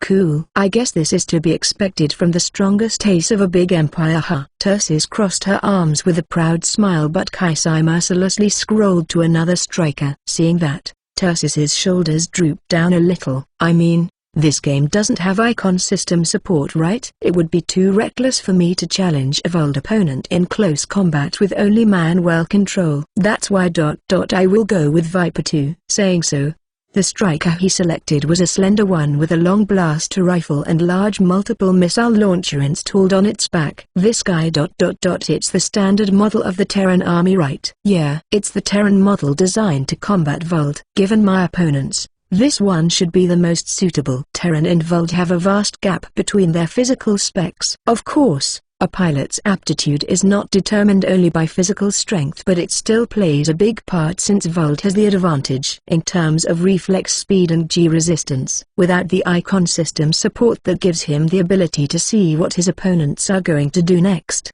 Kaisai judged that piloting a striker designed especially to combat Vold is his only way to compensate. Where did your usual self-confidence go? Come on. Saki sounded a little disappointed but Kaisai was serious about this. Well, I will show you.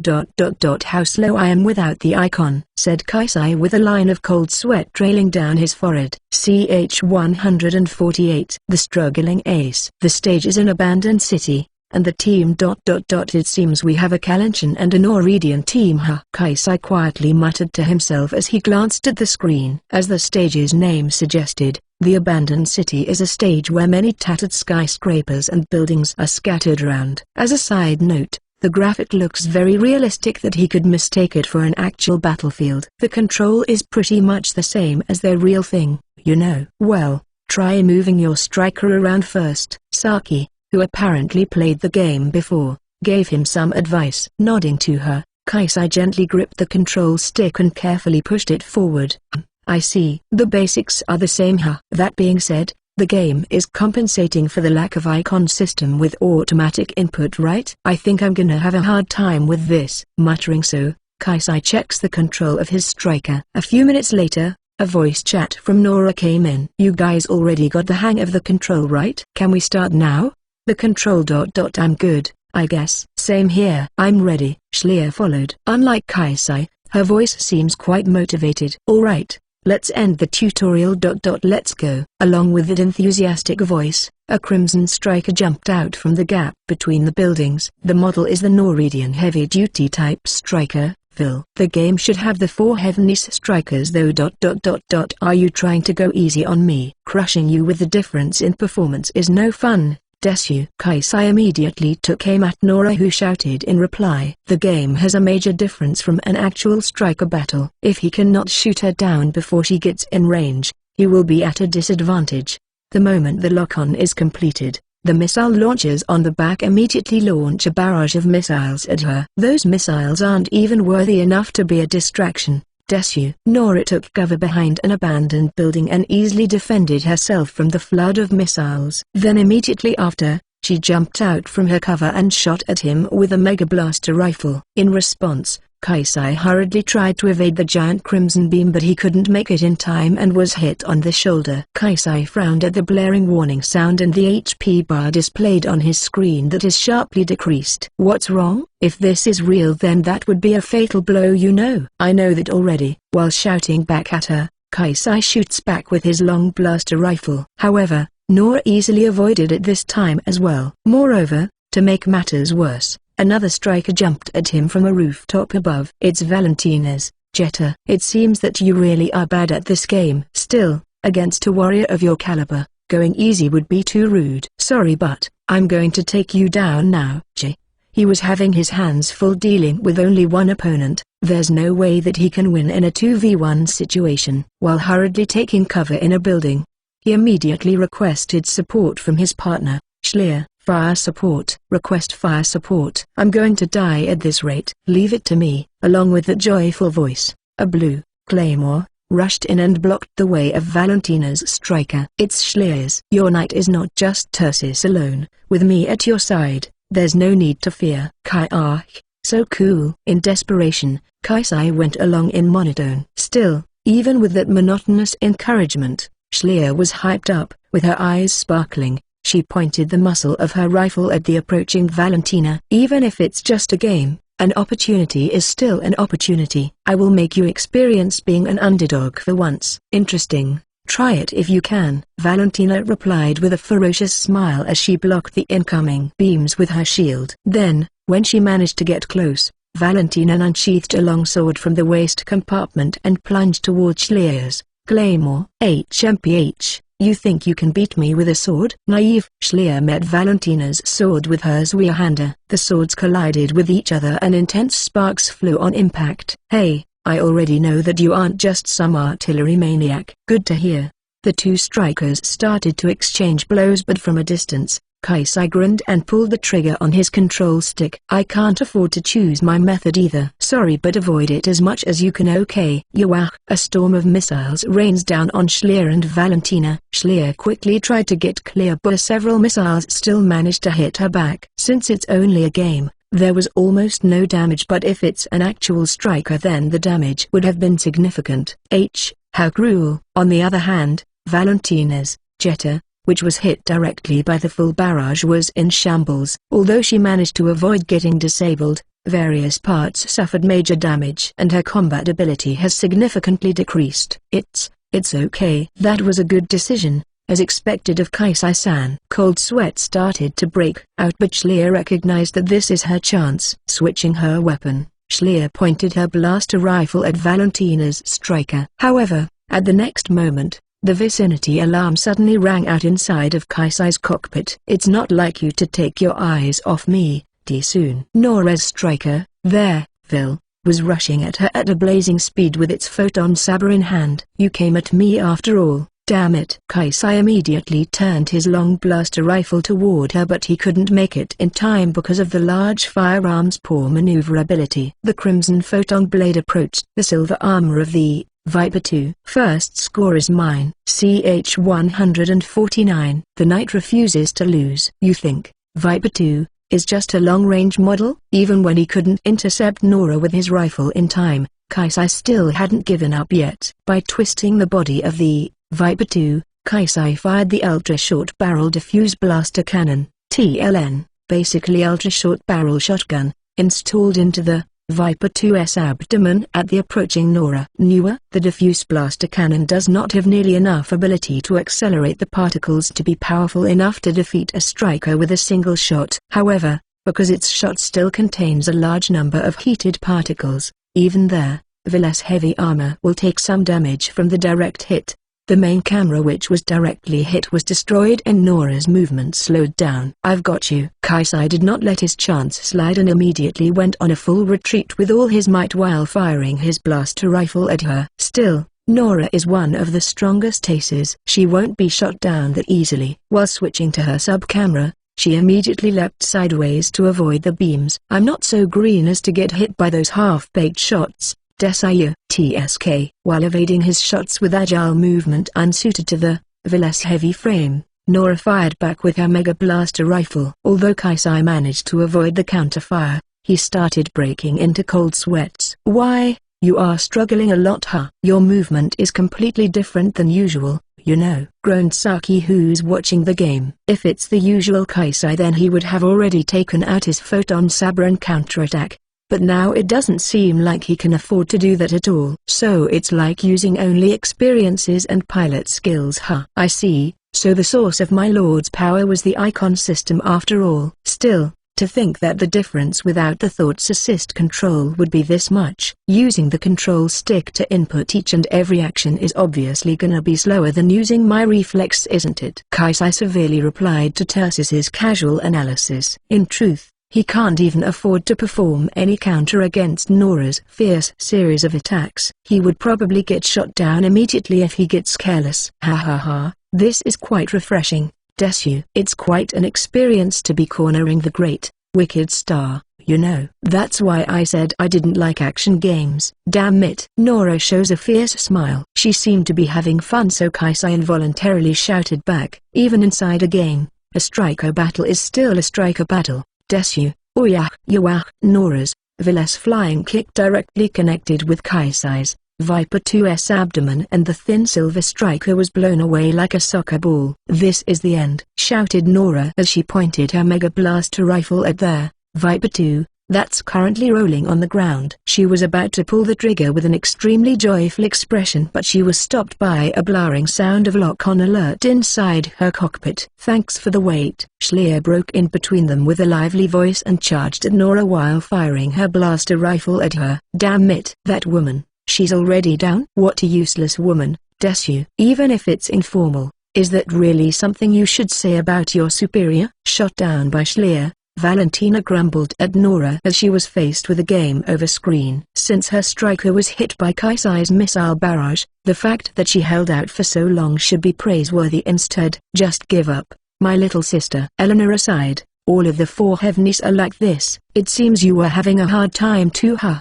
Anu. While Valentina was sighing at her subordinate, the battle intensified. Nora was using the building as a cover to shield herself from Schleer's blaster rifle, but she was sniped by Kaisai, who has been sneaking around her in secret. AI, stop sneaking behind me already, just come at me from the front. Nora immediately takes aim at Kaisai with her Mega Blaster rifle, but before she could properly lock on, Schleer rushed in. Oh no. You don't. Aren't you too eager for this? Nora's tone was even more coarse than usual. Of course I am. There are not that many chances where you can fight to protect Kaisai-san, you know. If you are excited in a situation like this, then you can't call yourself a woman, right? I guess that's true. I see. So the game can be enjoyed that way too, huh? Valentina quietly muttered, but her voice did not reach the still excited Schleer. Damn you. The movement of the super-excited Schleer was something that even a top ace like Nora can underestimate. She might be able to manage in a 1v1 situation, but she couldn't even counterattack properly due to Kaisai's timely support fire. Your intuition is still troublesome even with that suck-ass maneuver. Desu. Suck-ass maneuver? My body just can't keep up with the control. Alright. It's okay, Kaisai-san. This Schleer Henrietta will protect you. Shouting so, Schleer took out her Zweihander again and charged at Nora. Nora clicks her tongue and tries to intercept her, but the missile barrage from Kaisai prevents her from performing a counterattack. Damn it. Nora managed to avoid the missiles, but Schleer's attack was unrelenting. Their Zweihander pierced the less unprotected body, disabled its main motor. With the game over message showing on her display, Nora let out a deep sigh. NNNNN. And I finally got a chance to take down Kaisai-san too. Wahahaha, you can't take him down even if you try with me around, Schleer said proudly. Valentina then makes a big smile and offers a suggestion. Then let's switch teams. I want to be my love's knight this time. Oi, wait a minute,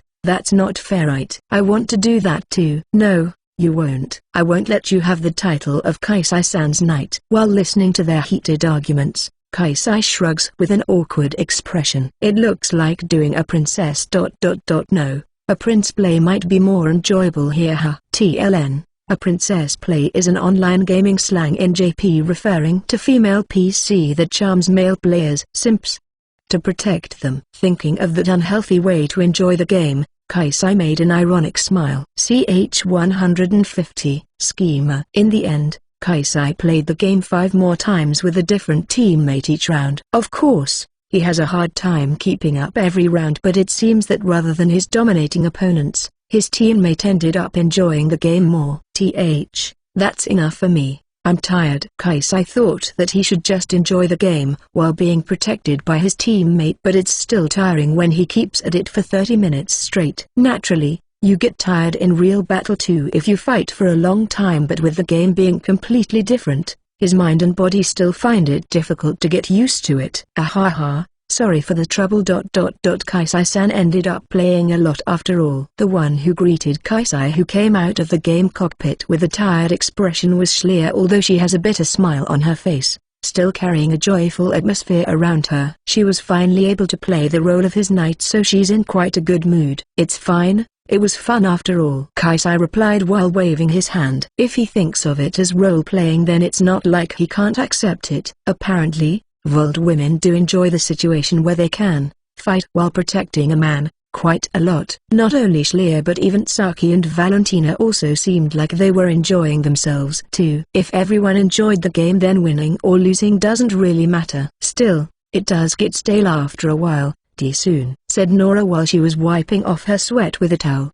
If Kaisai quits, then Nora doesn't want to play it anymore either, since her goal was to defeat him. There are a lot of games here, so it would be a waste if we don't play other games too, right? I guess so, Soon. In the first place, we can pilot a striker as much as we want at work anyway, Desu. Even if it's just a game, piloting a striker on vacation still doesn't make sense to me. Desu. I'm kinda convinced when you put it like that. Everyone here's a pilot after all. Saki nods while folding her arms.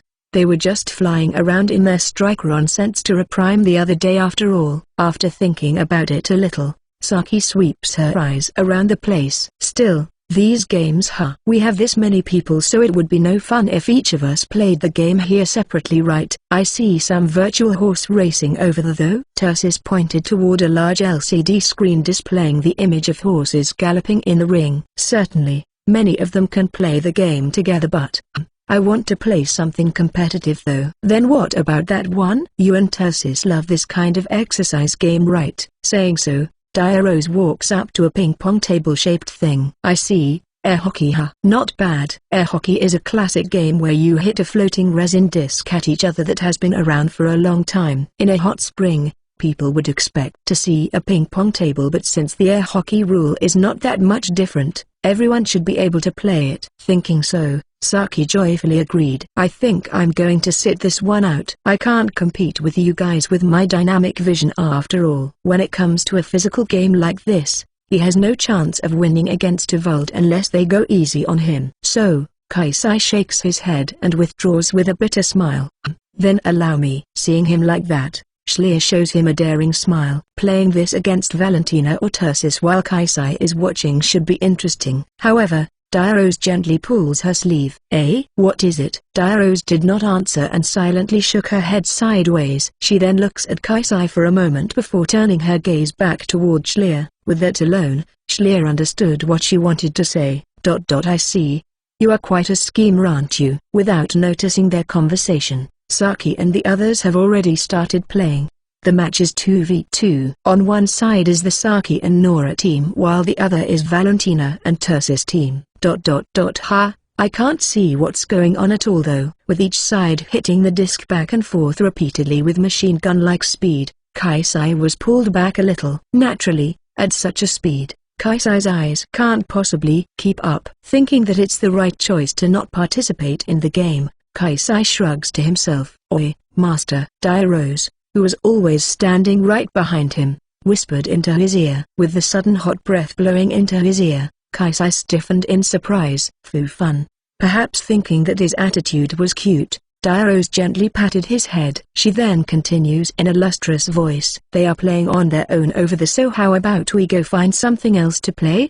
Eh? Are you going to try something again?" Kaisai stared at Diarose with a tired expression, but he was stopped from saying anything more when Schleer gently grasped his wrist. She then stares into Kaisai's eyes with a slightly tense expression.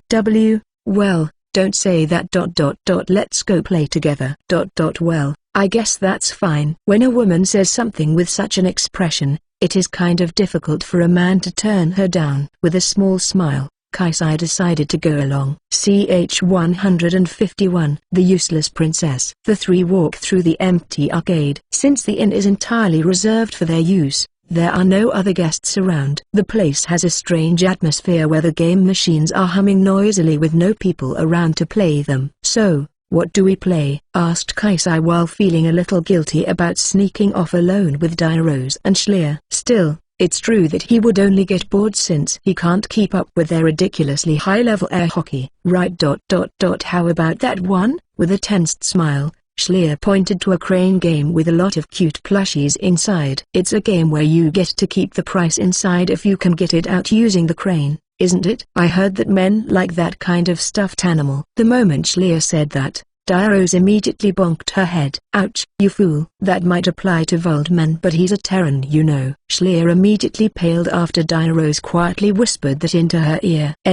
Do Terran men hate stuffed animals?" "Of course. It depends on the person, but you can't just generally apply that to Kaisai, right? Starting with stuffed animals is too risky. Find something blander." "No way, even though I like them too. Kaisai-san, do you hate this kind of thing?" When Schleer asked that as if it's the end of the world, Kaisai did a spit take. "You don't have to laugh like that."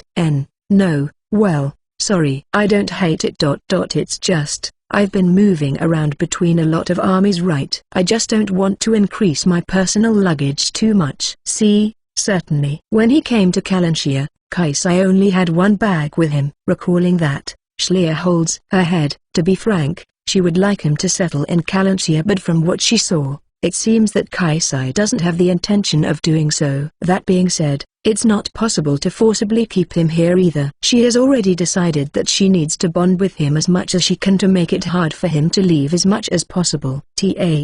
Then how about this punching machine? Are you actually stupid?" "Ouch." With another bonk on her head, Diarose slammed both of her hands on Schleer's shoulders and forced Schleer to face her. You are thinking of showing off your strength, right? Do you think that he is the type that would get fluttered by that?" No, I wasn't.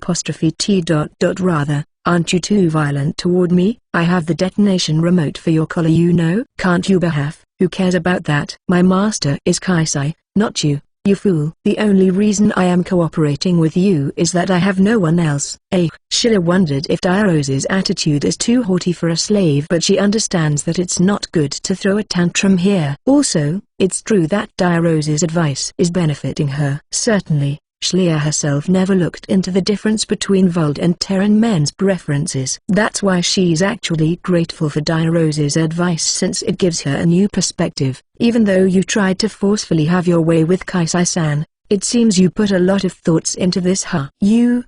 I can't say anything back to that ... but the forceful plan has already failed. That's why I think that I should adapt and devise our strategy according to his preferences. I see ... It's true that information gathering is the basics of the basics. Since I neglected that, it's obvious why I have been failing her. Somehow, aren't you geese whispering something among each other for a while now? Well, it's great that you two finally get along, said Kaisai with a happy expression. In the case of Rose, he was afraid that there might be a gap between her and the others because of her circumstances, but it seems that she managed to get along just fine with Schlier. It would be difficult for Kaisai if they always have a stiff relationship, so he's actually grateful for this development. Yeah, my apology. We didn't intend to leave you out, Kaisai-san.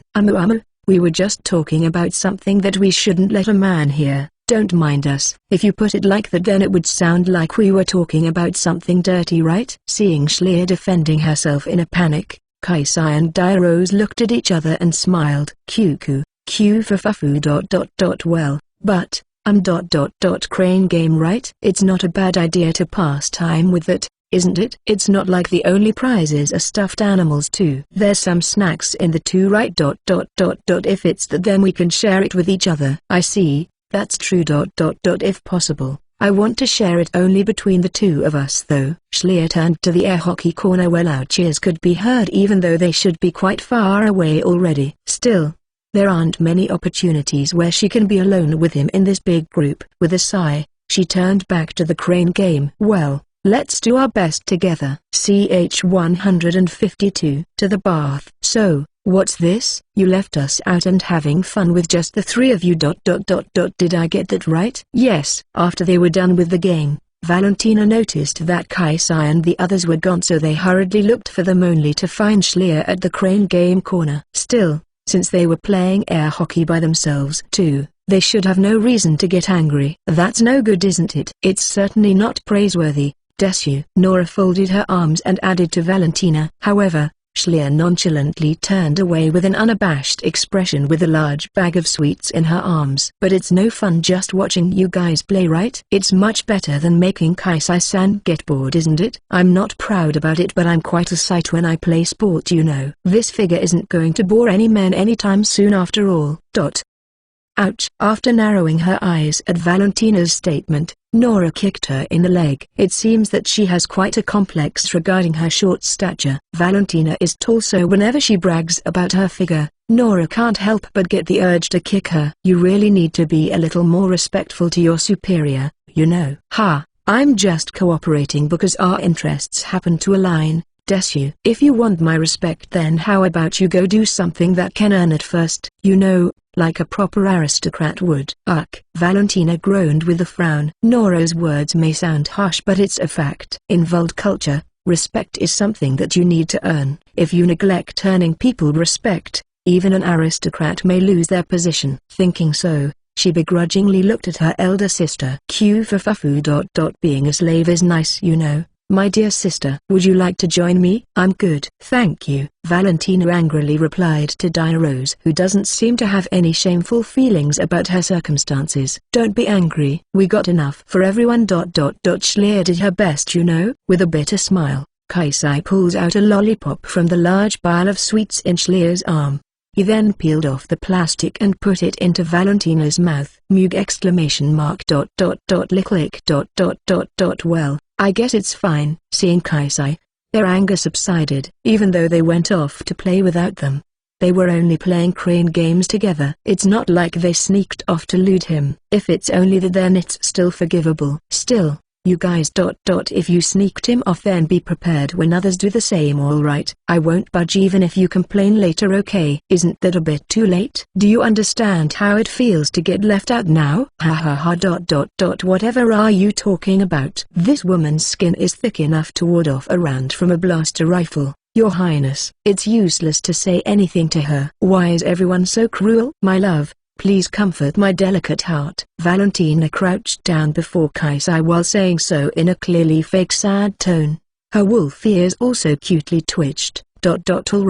Alright, it's clear that she's acting, but it's true that she's a little pitiful. Reluctantly, he patted her head while tracing her rich blonde hair. In response, Valentino exhales a blissful breath. That's it. Can you not trouble my lord too much? However, Valentina's blissful moment didn't last long as Tursis grabbed her from behind and forcibly removed her. Valentina is tall but Tursis is more or less as tall as her, so even Valentina can't escape her grasp through brute force. Mugagug. Ha. Kaisai-san, you can't show an opening to this woman, you know. You won't know when she will drop her honorable act after all. Well, the same also applies to you though. Nora shrugged and jabbed at Schleer. Schleer immediately opened her mouth to defend herself, but before she could say anything, Saki half-jokingly covered for her. It's okay, Her Highness is famous for being a wimp. Even if a chance presents itself, she would chicken out anyway. What did you? With a sympathetic expression, Valentina gently tapped Schleer's shoulder. It seems we both have a hard time dealing with our subordinates. Ha ha ha ha. Yes. Well on that I can agree. On that alone though. Schleer let out a deep sigh. She then takes out a mobile terminal to check the time since it's been a while since they finished their lunch. Anyway, do you want to go to the hot spring? We managed to kill some time here and it will be a while until dinner too. I think the timing is just right. You strangely bring up the hot spring a lot, you know, Your Highness. Saki seemed apathetic about it, but Nora's eyes started to glitter at the word hot spring. No, it's a nice idea, isn't it? I have been looking forward to it. Desayu. Let's go. Eh? Well, I don't mind. Saying so, Saki glanced at Kaisai, who immediately nodded without hesitation. It's my first action game in a while, so I'm all sweaty too. It would be nice if we could take a bath. If Kaisai agrees to go, then no one is going to oppose it. Thus, the group headed for the hot spring. CH 153. Naked socialization. Changing location. They are now at a large public bath. Schleer and the others are now stark naked as they submerge their bodies in the slightly cloudy water. This is the stuff. I can't have enough of this. Schleer stretched her body with a blissful expression. Hers is not particularly big, but her well-shaped breasts are fully exposed. Still, there are only women around her, so she doesn't feel embarrassed about it. But it's a shame, isn't it? When I heard that you reserved the whole resort, I was looking forward to enjoying the mixed bath, you know, said Diarose, who's sitting next to her. Her moist long blonde hair is wrapped in a towel so that it doesn't touch the hot water. Her face is bearing a mischievous smile. We can't possibly do that, right? Schleer replied with her face bright red. If she has to be honest, she would like the mixed bath too, but it's still too embarrassing to bring it up to Kaisai face to face. Besides, she doesn't want him to think of her as a predator. I'm kidding. It's just a joke. Kyukaku. Seeing Diarose laughing and waving her hand at her, Schleer puffed her cheeks. Diarose continues to grin at her as though she's enjoying herself, but her eyes suddenly shift to Schleer's breasts. By the way, do you know? Know what? Terran men seem to prefer a woman with big breasts, you know. When those words were unexpectedly thrown at her, Schleer was taken aback. She then looks down at her own breasts and switches her gaze to Diarose's. Unlike hers, Diarose's were very plump. Aren't you just saying that because you have those useless sacs? Bigger breasts are better? I've never heard anyone saying that before. It's getting in the way of your movement and you often get shoulder stiff from it.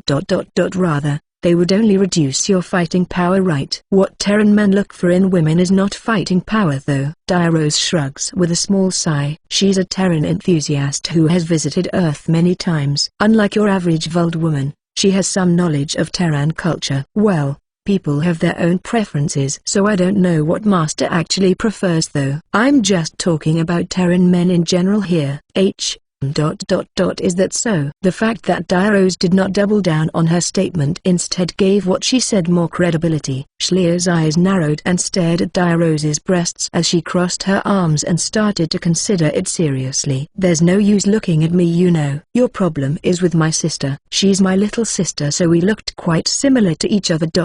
She's definitely taller than me though, said Diarose as she pouted. An average Vuld woman doesn't really care about their chest size, but they are very particular about their height. The idea is that the taller you are, the more advantageous you will be in battle. After all, a woman's role in Vuld society is to protect men. So you do care about it after all. Losing to your little sister, I mean. Well, Yeah. 1 or 2 centimeters is fine, but when she's 6 centimeters taller than me, then my dignity as the elder sister just. Leaving that aside, you don't really have any kind of dignity though. Dairose seemed dejected, so Schleer lightly tapped her shoulder with a slightly refreshed expression. Well, if that's the case, then I am really no different, you know. Leaving aside Nora, who's practically a child by the way, I'm the shortest one here after all. In Nora's case, since she's obviously younger than the rest of the people here, it's kinda embarrassing for anyone to compare themselves to her. Of course, she is still a little taller than Kaisai, but Schleer is by no means taller than your average Vuld woman. It's not like she's on the short side either, but she can't feel great about herself since the women around her are all taller. Who's a child? Desuka. However, since the subject of her height is pretty delicate, Nora stomps over to the two with a moody expression while making waves in the hot water. Ahaha. You heard us. Sorry about that. But you are still young, right? There's still hope. I'm already past the growing age after all. She may be a little baby-faced, but Schleer is already an adult just this year. That's why it's hopeless to expect that she will grow any higher. There's no use talking about it, so how about you drop the topic, Desu? It will only make us feel worse about our height. Desu agreed. Schleer nodded and made a long sigh. By the way, when are you going to do it, Desuka? I've been ready for a while, you know. When? What are you talking about? Schleer was confused. Seeing that, Nora tilted her head a little as though she's saying, huh? What I'm talking about? It's peeping. Of course. We're doing it right. Let me in on it too. Peeping? When Schleer suddenly shouted, Nora immediately jumped at her to cover her mouth. She then cautiously looked around before letting out a sigh of relief. Don't shout. What would you do if those stiffs heard us, Desu? Yes, I'm sorry. Nora's sight was set on Saki and Tursis. Those two seemed to be absorbed in drinking sake at the moment. Then, when their cups were empty, Valentina immediately poured them a refill. Seeing that, Schleer narrowed her eyes while wondering what she was trying to pull. But, peeping is. It's no use trying to trick me now, Desu. That man is exposing his naked body in the men's bath just next door. Desu. Rather, asking me to have some restraint would be impossible, Desu. Imagine the naked Kaisai. Schleer's horniness gauge immediately maxed out. Of course, it would be a lie if she says that she's not interested at all. Seeing that, Dairose gazes at her with a grin. Since you pushed for the hot spring from the beginning, you probably planned to do it from the start, right? I know, Desu. No. I only wanted to see Kaisai-san fresh off the bath. Since there are only women around her, Schleer blurted out her true intention. That's a nice hobby you have there, Desu. Seeing that man exiting a bath must be quite a sight too. Still, a man's naked body is still an object of worship, Desu. We can get 2 birds with 1 stone here. Do you get me? But that would be too forceful. You are being annoying now, Desun. Do you want to see his naked body or not? Schleer shut her mouth and groaned before answering in a small voice. I want to see. In the end, she submitted to her desire. Good, then come with me, Desu. I've already investigated and it looks like we can peek in since the men's bath is an open-air one. We need manpower to cross that fence over there, so let's help each other out here. I understand. Schleer tensely stood up and followed Nora. On the other hand, Dairose saw them off with a speechless expression. Rather than looking at him, being looked at will feel way better though. No. Having him strip me off my clothes is still the best. Obscene imagination filled Dairose's head as she muttered to herself, but she can't afford to let that side of hers show in a public bath, so she submerged her face halfway into the hot water to regain her composure. Ch 154, peeping. The place Nora led Schleer to was just outside the large public bath. In other words, the open-air bath. The bathing area is characterized by a combination of large rocks, and in the distance, you can see a mysterious sight of the valley being illuminated by the setting sun in the west. Quite a tasteful style of decoration. This way, Desu. However, the 2 lustful women cannot afford to enjoy such a view. Without any hesitation, Nora makes her way inside the bamboo grove that was installed there to act as a partition and forcibly get herself through. They are only able to do it so forcefully because there are no other customers since the place is fully reserved. Here, this thing is the problem. Desu. Although the place is large, it is only one of the resort's facilities and they found what they were looking for immediately. What Nora is pointing to is a door attached to a sturdy metal fence. The door is locked and the fence is lined with barbed wire. It would be hard for me to break through this alone. Certainly. The top of the fence is covered with barbed wire. The place is a luxury resort where the royal family usually stays at. That's why the resort's security is top-notch. This includes the fence that separates the baths.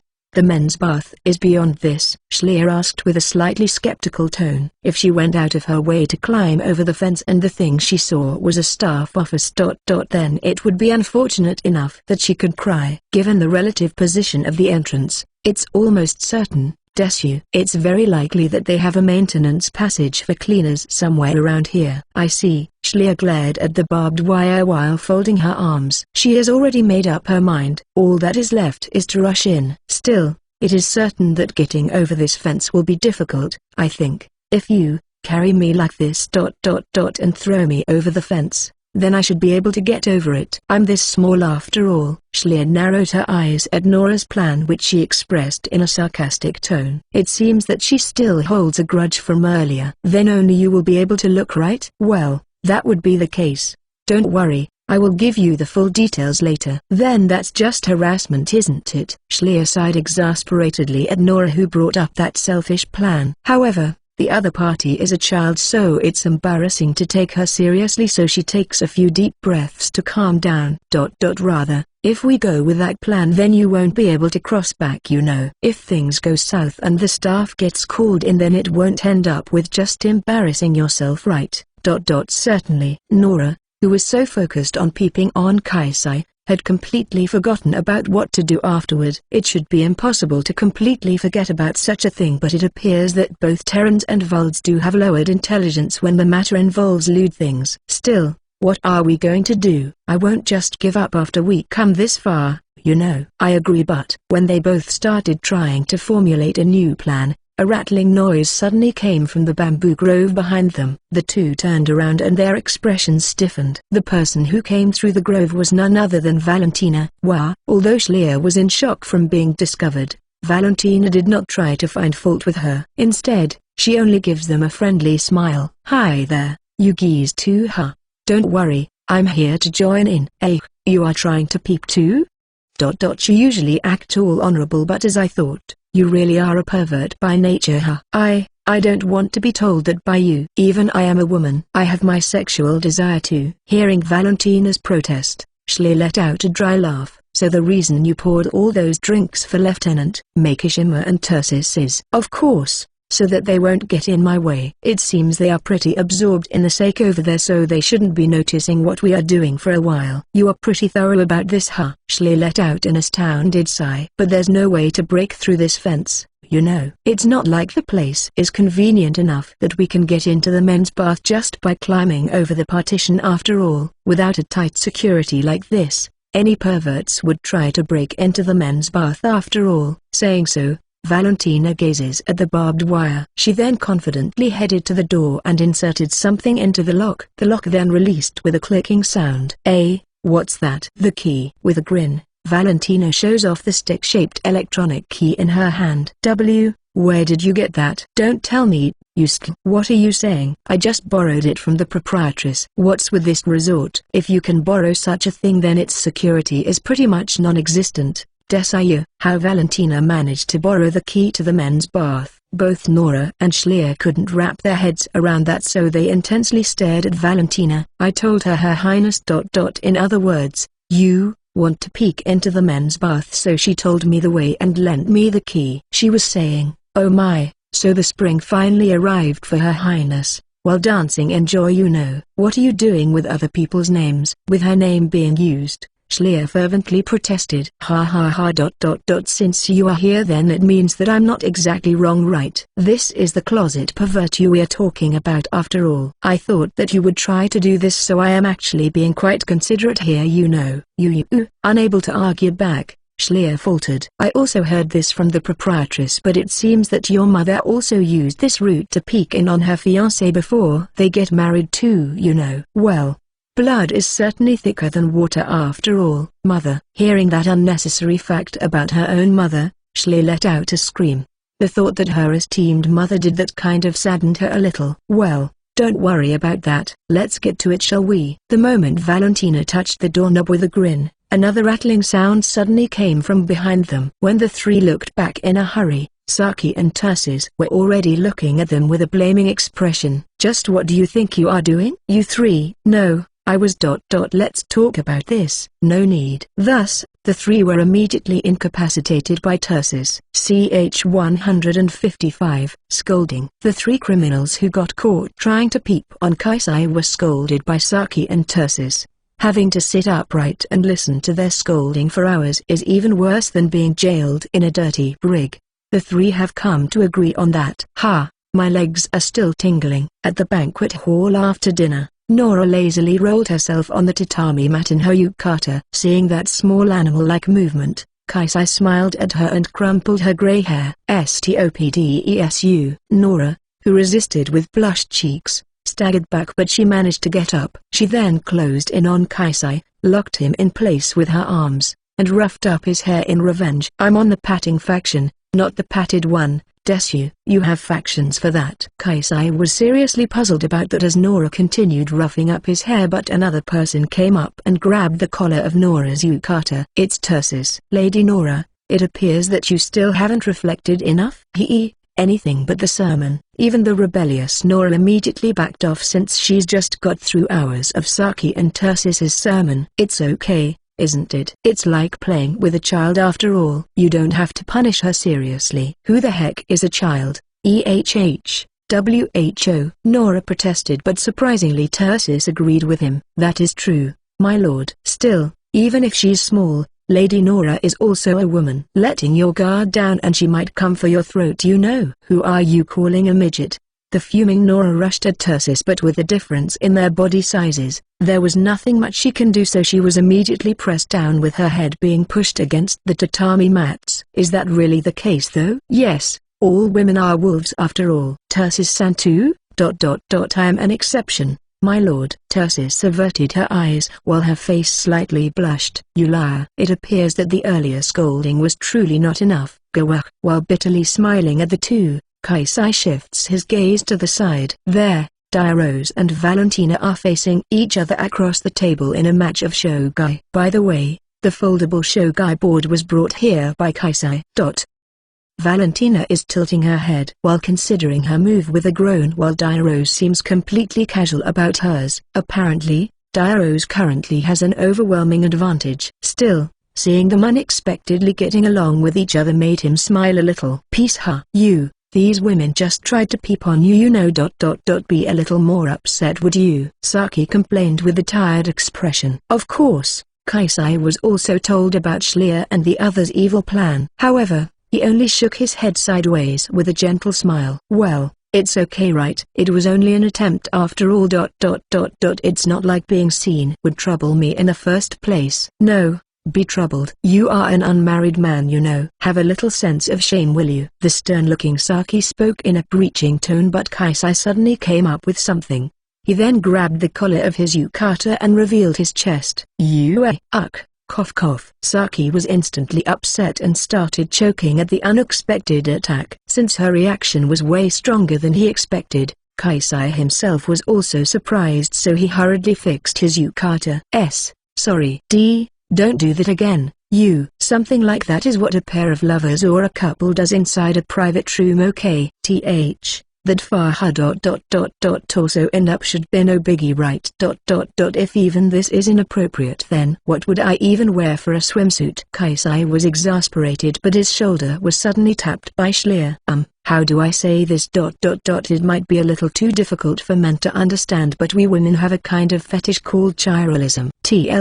In Japanese, chiralism, or chiraizumakoma is, pretty much, accidental or natural flashing, as in the exposition of skin or underwear. I see. Chiralism aside, it's not like he can't understand the sentiment. After all, it's not only Vuld women that have this kind of fetish, but also Terran men as well. Well, that being said, Her Highness did try to see you naked though. Cough. This time it was Schleer's turn. With an irritated expression, Schleer cleared her throat and averts her eyes from Kaisai as her face reddened.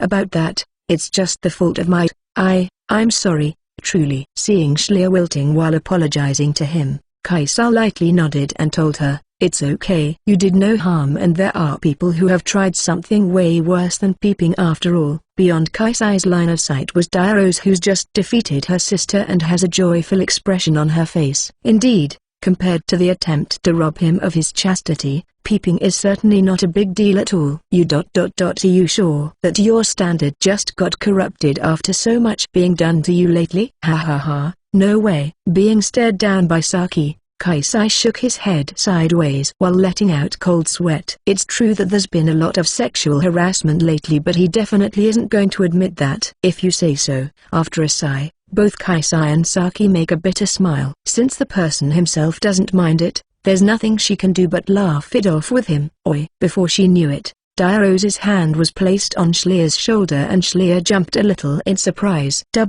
What is it? It's the thing. Come with me. Sure. In short, it's a toilet visit. Although there is almost no possibility of her betraying them anymore, it isn't a good idea to let Diarose act on her own considering her position. Even Diarose herself doesn't want to bother with some random accusation. That's why she's willingly accepted such surveillance. The two left the banquet hall, but suddenly, Diarose stopped still in the hallway. By the way, there's another thing. Another thing. Diarose's tone was very serious, so Schlier tilted her head in puzzlement. Tonight, you will go attack Master in his sleep. So prepare yourself, okay? Ch 156. Do you mean, you want me to do a night crawl? Attacking Kaisai in his sleep? Schlier was shocked by those ridiculous words. However, Diarose only waves her hand and corrects Schlier's misunderstanding. Not today. You are just going to sleep by his side. It's no big deal. No, I think even sharing the bed is a big deal though. Rather, what do you mean by not today? Even though she already felt that she has set the hurdle quite high for the bed sharing, it seems that Diarose is planning to do something that goes beyond that in the future. Thinking so, Schlier glared at the nonchalant Diarose with a speechless expression. Our full-scale offensive will start tomorrow. If possible, I want you to cross the finish line by the day after tomorrow though. Cross the finish line. Don't tell me. Don't tell you what? Aren't you too lax about this? Diarose narrowed her eyes at Schlier, who could only ask such a question back. On the other hand, Schlier's face cramped up at Diarose's words. If you geese manage to repel the next offensive, Nord will no longer have enough leeway to deal with Kalanshir. That means this war will be over and his mercenary contract with you will expire. When that happens, then Master will leave this country, right? Do you understand what I'm saying? That's naturally. Schlier is well aware of that. She understands that he will eventually leave, but she doesn't want to think about it. After all, she can't stand having to part ways with him. You know, that doesn't really affect me. If I leave his side, then my head would fly right off after all. On the contrary, this means that wherever Master goes, I will always be by his side. A good-natured Kaisai wouldn't just abandon Diarose and go off on his own. As long as she's wearing the slave collar, she will be able to stay with him until he dies. This woman has just lost her position as the would-be empress of an intergalactic empire, but Schlier still felt terrified, as she might be the one who's the closest to the finish line. But you cannot say the same, right? Right now you may have a temporary truce, but you won't know when the battle with Nord will resume. You only have this chance to try and conquer my master. That's true. Yes, that's right. Suddenly, Schlier's body shook as she felt a terrible sense of anxiety. Kaisai is a mercenary, so he has no place in a peaceful country. It would break her heart to part ways with him when they win the war, so she needs to conquer him before it's too late. It's a little late, but I'm glad that you understand now. But why do you help me? Certainly, you don't know how things will turn out in this status quo, but if you just leave me be, then you would have won by default, right? That's true, Diarose affirms, but her complexion doesn't look so good. But even if I can follow Master wherever he goes, his destination will always be a battlefield. I prefer peace myself. I can't rest easy and flirt with Master when beams are flying everywhere after all. So you do want to flirt with him after all? Of course. You want to do the same too, right? Well, yes. Schlier gave a positive reply, but her expression became distorted. It's clear that this woman has no plan of being just his slave. Still, That man is like a kite with no tether. The only way to control him is to give him some burden. For that, I don't think a single woman is enough. I see, we are on the same page on that. Kaisai may derive his joy from being on a battlefield, but from the perspective of someone that watches over him, they can't help but get worried. That's why Schlier wants him to tone it down a little bit. Understood. Let's go with your plan. I'm glad we agree. But no matter how much our interests align, don't expect me to work for free, alright? If we succeed, then I am expecting a proper reward, you know. Dairose said that with a grin. Reward? You mean like revoking your slave status? You fool! Who would want to let go of such a good position? Woman, aren't you enjoying being a slave too much? Schlier no longer knows for what reason she made this woman a slave. She thought that Dairose is a prideful woman, so being a slave should humiliate her, but this is how it turns out. Well, leaving that aside, what I mean by reward is to have me included in the marriage as well. Oh, of course, you will be the main wife, so don't worry. Can't be helped then. A Vuld marriage system is one that usually shares one man with multiple women. This spouse sharing system is usually done between sisters. However, there is no law that forbids sharing your husband with other women outside your family. It is rare for a wife to share her marriage with her close friend or a slave, but it does happen. Of course, Schlier doesn't want to share her husband with her ex-nemesis. However, she is not confident that she can tie down Kaisai by herself, so she has no other choice. Dairose may be a pervert, but it's true that she's incredibly smart after all. But that's only if we succeed. Are you confident that your plan will work? Of course. I've already tried conquering him once and failed. Conversely, I will not make the same mistake again. I'm confident enough that it will be a success. Did you say success instead of success just now? ID. Schlier's face immediately turned bright red at that straight ball. CH 157. That night, Schlier and Dairose were walking together in the dimly lit corridor of the resort. It's already past light-off time, so the place is pretty much silent. To tell you the truth, it was I who told Tursis and the others about your peeping attempt. I thought that they were quick to find us, but it was you. To that sudden confession, Schlier's eyes became wide open as she shouted back. Of course, she's aware that she's out here in the middle of the night for a reason, so she tried to keep her voice down to some extent. Do you know how much I suffered in that sermon hell? That was tactically inevitable. Thanks to your self-destruction, we managed to distract the busybodies like Tursis and Saki away. Clouding your enemy's eyes is one of the basics of warfare, right? Certainly. Both Valentina and Nora-san were staying in single rooms, but they were moved to a double room for ease of surveillance. Because of that, Valentina is being monitored by Tursis while Saki is keeping an eye on Nora.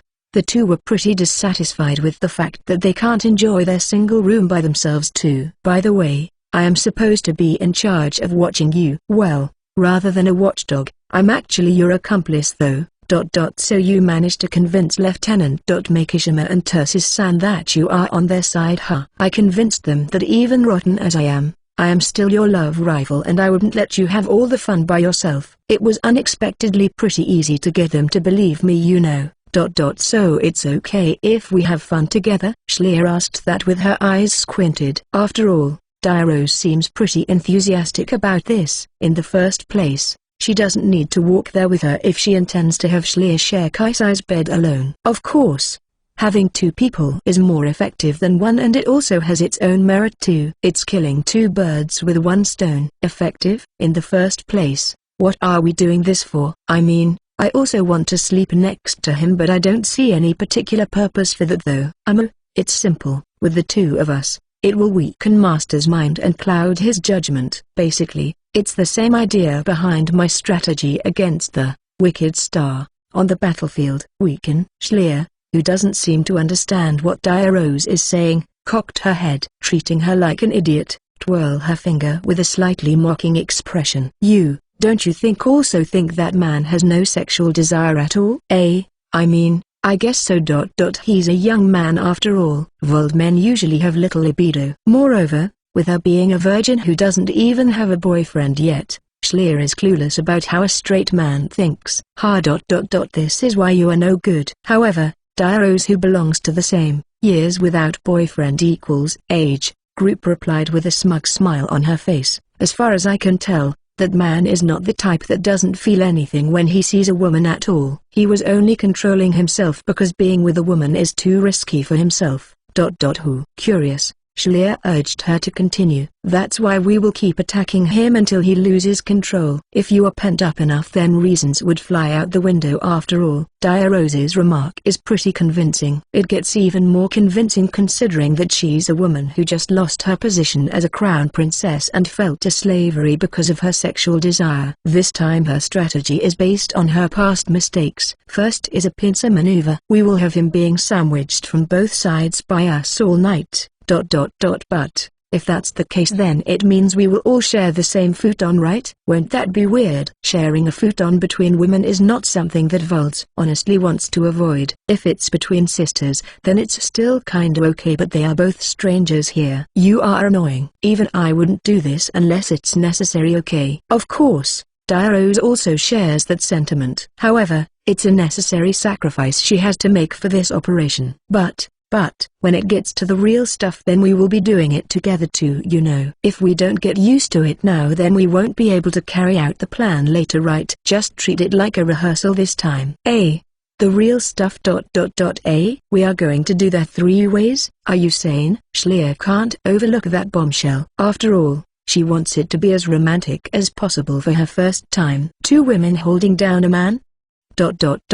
This is not like those erotic books scenario, you know. I mean, I don't particularly hate that kind of thing, but I can at least separate my delusion from reality, okay? No, you misunderstood me. It's kind of the opposite actually. However, Diazo calmly replied. She then let out a deep sigh before continuing. Master is a Terran. You might not be aware, but Terrans are physically weak. That's, of course, I'm aware. She still remembers how Kaisai's body gradually broke down when he piloted a striker at its full output. If she doesn't know that, then she would still have peace of mind to send him off into the battlefield in the first place. Against someone like that, if we who are overwhelmingly stronger than him forcefully have our way, then the result would be ugly, don't you think? In the worst case, he might even lose his life. We need some kind of stopper to prevent ourselves from overdoing it. In other words, you are afraid that I might go overboard? Let me ask you this, are you confident enough to not go berserk in front of that man's naked body? No. Schlier wanted to deny it, but she doesn't have that much confidence in herself. Seeing that, Diarose satisfyingly nodded at her. The opposite can also be said for me too. If either one of us can retain our sanity, then we should be able to avoid the worst. Even if his body is safe, it would be bad if he develops a phobia after all. Anyway, our priority is his safety, so we have to be careful. You got it? Yes, of course. Schlier reluctantly nodded. Even if some call it a night crawl, if they do it forcefully, then it's no different from rape. They need to first gain his consent, and Schlier is not confident enough that she can do this on her own. I'm glad you understand. Alright then, we're here. Well, the finishing line is tomorrow night. Let's not be so tense for today. After flashing Schlier a gentle smile that doesn't suit her at all, Diarose pressed the intercom button in front of Kaisai's room. CH 158. Bed sharing. As he was about to enter the futon, Kaisai frowned at the sound of the intercom. Checking the time on his mobile terminal, it's a bit too late for someone to visit him at this time. With a sigh, Kaisai used the remote to turn on the lights. Coming. The room is completely in a Japanese style, and the only thing that seems out of place is the sturdy door installed for security reasons. While replying with an unmotivated voice, Kaisai used the LCD monitor on the intercom to check who was at the door. I have a bad feeling about this. Behind the door were Schlier and Diarose. Neither of them was able to hide their tension and excitement. It's clear that they are planning something, but since he already answered, he can't pretend to be out now. Unlocking the door, Kaisai opened the door with the chain on. What's wrong? It's late, you know. Well, sorry about this. There's something that we absolutely need to talk to you about, you see. Saying so, Diarose beckons Kaisai closer with her hand. Since it seems that there's something that she doesn't want Schlier to hear, Kaisai gets closer. If you don't want everyone to know that you slept in the same bed as that Makoshi Misaki woman, you will let us in! Kaisai's expression immediately turned bitter. Certainly, he did share a futon with Saki at the farm village on Senstora Prime, but it was because they were being taken care of by the farmers there. How did you? When Master hopped into my striker, I smelled that woman's scent on you. Even if you were together, the smell usually wouldn't be that strong. They did nothing that they need to be ashamed of, but if the people here were to know about this, the situation would certainly turn annoying. Since Dia-Rose is whispering this to him, Schleer still probably hasn't heard about it yet. He's still anxious about letting them in, but he decided to let them in for the time being. Come in. In the end, Kaisai took off the door chain and let the two in. To let us in this easily, what did you say to him? It's a secret. While Dia-Rose confidently takes off her shoes and enters the room, Schleer still looks hesitant. Kaisai sat down on the futon and stared at the two who sat down on the cushion with suspicion. So, what do you two want? Pillow fight? That's an attractive proposal, but that's not it. With a grin, Dia-Rose shook her head. Schleer then follows up. Actually, we want to ask if we can sleep with you today. NNGH. In response to that straightforward request, Kaisai let out a straight voice. That came out of nowhere. Well, you see. You promised to kiss to me before, right? But rather than a kiss, I think that sharing a bed would be better. If you are okay with it. That time with the sexual harassment Viscountess on Senstra Prime, the condition for the Norwegian Viscountess to join side with Kalanshia was for him to kiss her. Out of jealousy, Schleer made him promise to kiss her too. In the end, there were a lot of things going on back then that they did not have a chance to make good on that promise. Is it no good? If he has to say whether he's okay with it or not, then it's not, but he's scared of Dia-Rose, who's smiling behind Schleer. If the fact that he shared a bed with Saki gets out, he can see Nora and the others saying something like, even though you always told us to keep it in moderation, but I guess you are an exception. Since they went out of their way to have this leisure trip, it would be bad if their relationship becomes strained now. Fine. In the end, Kaisai had no choice but to agree. Don't worry. If she tries anything funny, then I will stop her myself. I went out of my way to come with her after all. That's only for today though. Dia-Rose hid her true intention and continued with a shrug. That's why I'm going in with you, Master. It's to monitor this woman, so there's no other way, okay? It's too late for him to turn her down now. Knowing that, Kaisai jumped into his futon and curled like a snail. The two women then looked at each other with victorious smiles on their faces. Then, please excuse me. On his right, Schleer nervously inserted herself into the futon. The scent of the bath tickled his nose, making his heart throb. Following that, Dia-Rose came in from his left and wrapped Kaisai's delicate body into the embrace of her plump breasts. Having three people in a one-person futon is too tight, right? This is necessary for us to share it together. Even Kaisai, who's normally pretty calm in a situation like this, cannot stay serene this time. After all, Dia-Rose's body was both soft and stimulating. Come on, you should get closer too. If you don't warm your body, then you might catch a cold, you know. Why? Yes. Schleer hurriedly turns off the lamp with the remote before pressing her trembling body against Kaisai. Although Schleer's body is lacking when compared to Dia-Rose's, her moderately trained body and firm sensation give a very nice feeling. It's no longer a situation where Kaisai can fall asleep. How did it come to this? Kaisai was already perplexed about his situation, but unbeknown to him, his suffering had just begun. Ch 159. The Excited Princesses. The next morning, when Schleer slowly opened her eyes, the first thing she saw was Dia-Rose's peaceful sleeping expression. Schleer moaned as though she had seen something unpleasant. The fact that she looked so peaceful annoyed her, so she quickly tried to get rid of that irritating sight by moving away, but her body was firmly held in place by Dia-Rose's arms.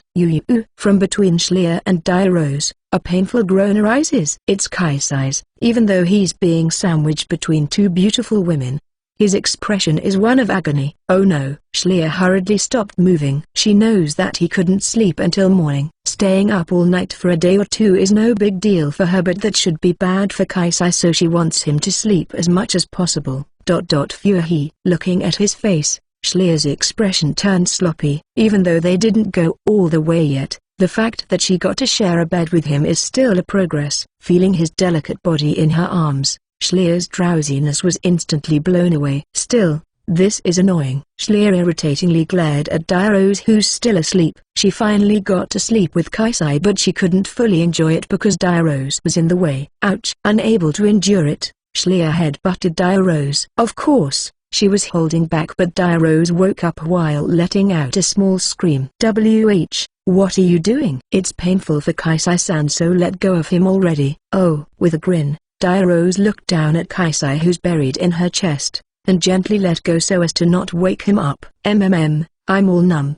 Her limbs are completely paralyzed from being put under the weight of both Kaisai and Schlier all night. Leaving the futon, Diarose rolled on the tatami while groaning with a mew mew mew mew mew. For a while, seriously, while being astounded by the sight, Schlier gently hugged the freed Kaisai. Perhaps because he was sandwiched by them all night, his body is all sticky from the sweat. However, since it belongs to someone she loves, rather than feeling disgusted, his body is now even more stimulating for her. While hugging him, Schlier put her nose on his nape and took a deep breath. Phew. The real deal is tonight, so don't go crazy on me now, okay? I understand. I mean, a situation where I can snuggle with the sleeping Kaisai-san is pretty exciting, right? For my first time, I will have to do it seriously after all. Do you really understand, I wonder? Astounded, Diarose shakes the numbness out of her limbs. She then snuggled up to Kaisai with a grin. Then, after confirming that he's still asleep, she stuck out her tongue and licked his sweaty cheek. You are, what a pervert. Didn't you just sniffed on his nape earlier? Diarose protested. Unable to argue back, Schlier went back to silently enjoying Kaisai's scent. Diarose also didn't say anything further and let her tongue roam free on his cheek and neck.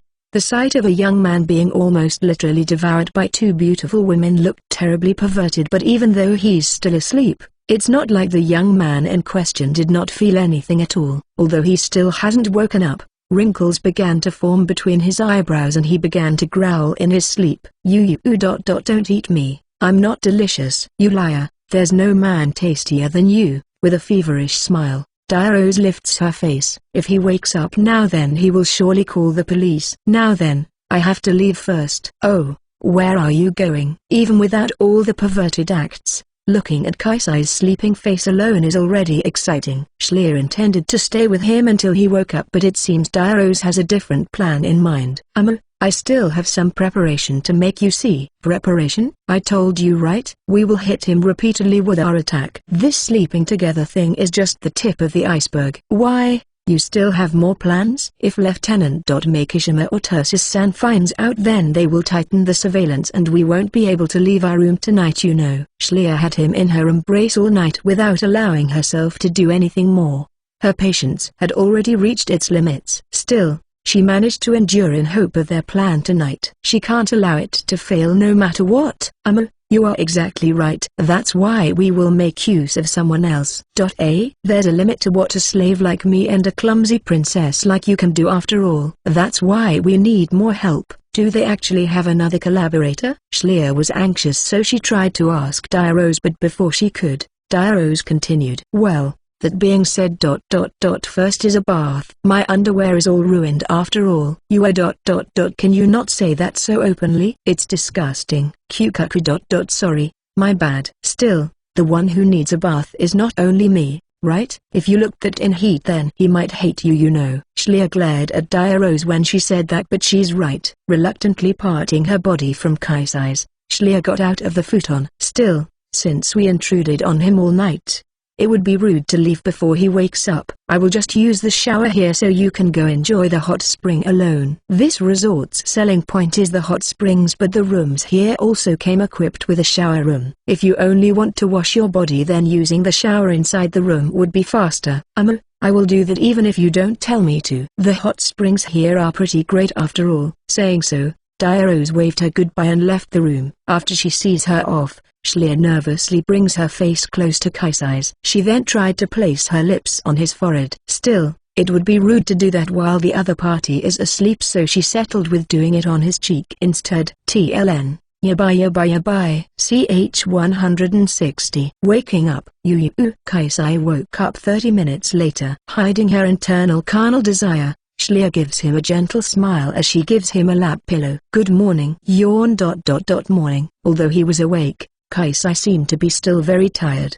He then lifts his head up from Schlier's lap and rubs his eyes. I had a nightmare. I don't know if it was a lion, a tiger, or a cheetah, but I was about to be eaten by something scary. Ahaha, That must have been terrible. Schlier knew that it was partly her fault, but she couldn't just confess and let him think of her as a pervert, so she could only give him a vague smile. By the way, how did I end up sleeping on your lap? Well, she did it because she wanted to. There's no particular reason behind it, but she certainly looked suspicious from Kaisai's perspective. Schlier tried to find an answer, but in the end, she could only quietly shake her head and reply, "It just happened. It just happened, huh?" However, it seems that Kaisai's head is not working properly from the lack of sleep, so he didn't pursue the topic further. He then tiredly gets up and looks at his body.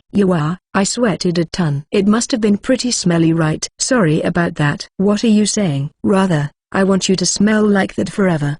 Kaisai was taken aback. Seeing his awkward expression, Schlier turned bright red and covered her face with the futon. I'm sorry. Well, it's fine. Come to think of it, where did Diarose go? She went to the bath first, Schlier replied without taking the futon off her face. I see. Then I will too. I sweated all over, so my body is all sticky after all. Then please let me accompany you. Schlier lifted her face and proposed so. Of course, she doesn't mean that she wants to enter the mixed bath with him. She only wants to act as his escort. However, Kaisai shook his head sideways. No, I mean, it would be bad if someone saw us come out of the room together, right? I will go first, so you wait a while before leaving, okay? See? Certainly. If Saki or Tursis were to find out about this, then they will surely get in the way of her plan tonight. She must absolutely avoid that. On the other hand, Kaisai shrugs and glances at his terminal to check the time. It's still too early for breakfast, but it seems I can't avoid the bath, huh? My bad, I'm heading out. Yes. Please have a safe trip. Kaisai quickly pulled out a bag that has his change of clothes and waved to Schlier before heading to the door. After putting on a pair of sandals, Kaisai opened the door to find Nora standing there with her arms crossed. Kaisai hurriedly shut the door behind him at that unexpected encounter. After all, he can't allow her to see Schlier inside. Good morning. What's wrong? You seem to be in quite a hurry. Desu. Not at all. Haha. It's nothing. Good morning to you too. Kaisai laughed and tried to deceive her, but Nora inched closer to him with a cold smile. She then sniffed his body. How strange, Desu. You reek of women, you know, Kaisai-san. How strange indeed, Desu. Usually she seems pretty confident, so it appears that there's no use deceiving her here. Kaisai thought about how to answer with a bitter expression for a while, but in the end, he decided to obediently confess. I mean, how do I say this? We shared the same futon from the night, so. Nora's smile disappeared as she coldly glared at the door behind him. Kaisai hurriedly put his hands on her shoulders. He can't afford to let her rush in and fight Schlier after all. But you sure came at great timing, huh? It's so early, so I didn't expect anyone to find out. I was out exercising since early in the morning, Desu. To be honest, I even saw that rotten former superior of mine left your room earlier. I was just testing you earlier, Desu. You've seen that much, huh? She caught them red-handed. No excuses will work here. Thinking so, Kaisai's face turned pale. Don't worry, Desu. I have no intention of blaming you. If a woman really intends to push a man down, then there's no way for a man to resist. Besides, the other party is that rotten woman who's got nothing going for her aside from her brain after all. She must have blackmailed you or something, right? It was certainly blackmail, but it's true that it was a pretty exciting experience for him to be sleeping sandwiched between two beautiful women too. It's not like he didn't feel good at all, so he felt bad to play the victim card here. Well, since it seems like you didn't go all the way, I don't mind letting it go, Desu. But Nora made a devilish grin. I don't like the smell of other women on my prey, so I will have to scrub it off myself, Desu. Hearing that she intends to let it go, Kaisai was confused. The fact that he's a little out of focus due to the lack of sleep and the stimulation he endured all night also doesn't help. While his face was turning red and blue alternately, Nora traces his cheek with her fingers. In short, I demand a mixed bath, Desu.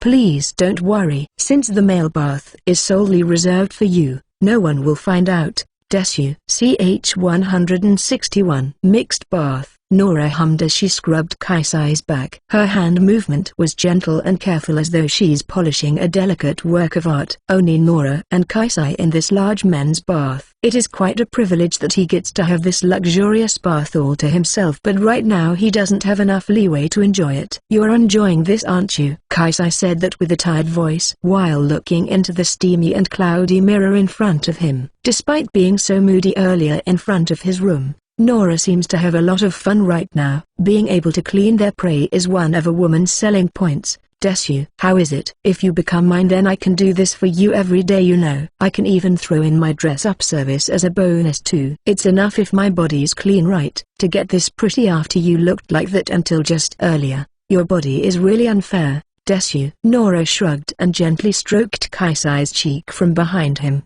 Her touch was so seductive that it seemed inappropriate for their age.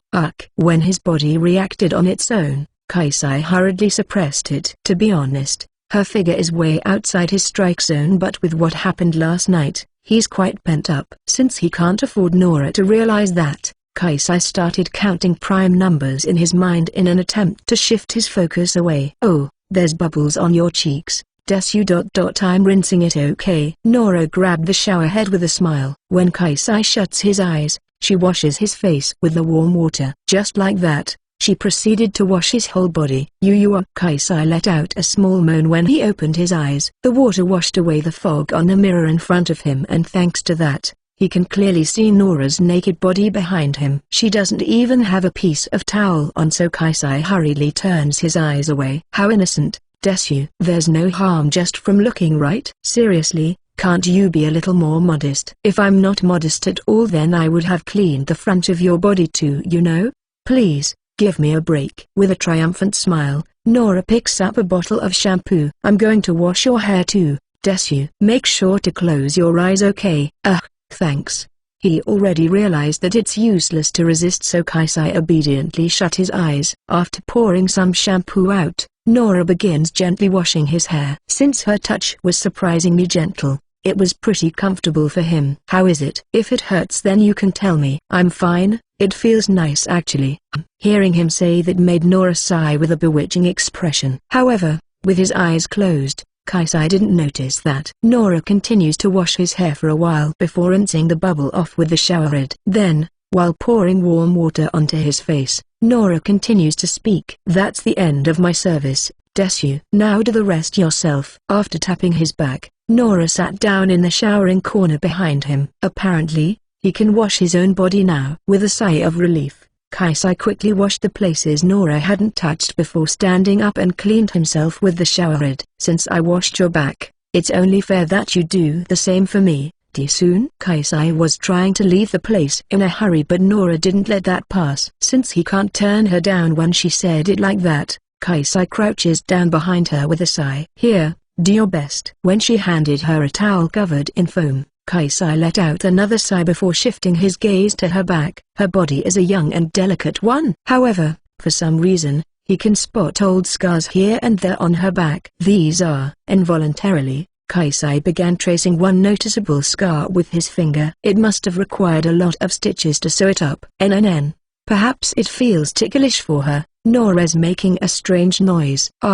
Sorry. It's all right, Desu. You can touch it as much as you want. I won't get angry. Touching too much is bad in and of itself though. He doesn't know if Vault people in general are okay with being touched or not, but Nora's still a 14-year-old minor. Even if Vaults usually marry early, the minimum age for marriage is still 16 for both men and women. No, even if the law here allows it, his Terran sensibility still doesn't allow him to casually touch her body. That's a shame. Are you curious about my scars? Well, yeah. It's unpleasant for him to see a girl whose skin is ridden with scars, so Kaisai honestly admits. I was born in the slum, Desu. I have been in a fight for as long as I can remember. It isn't just once or twice that I got stabbed with a knife, you know.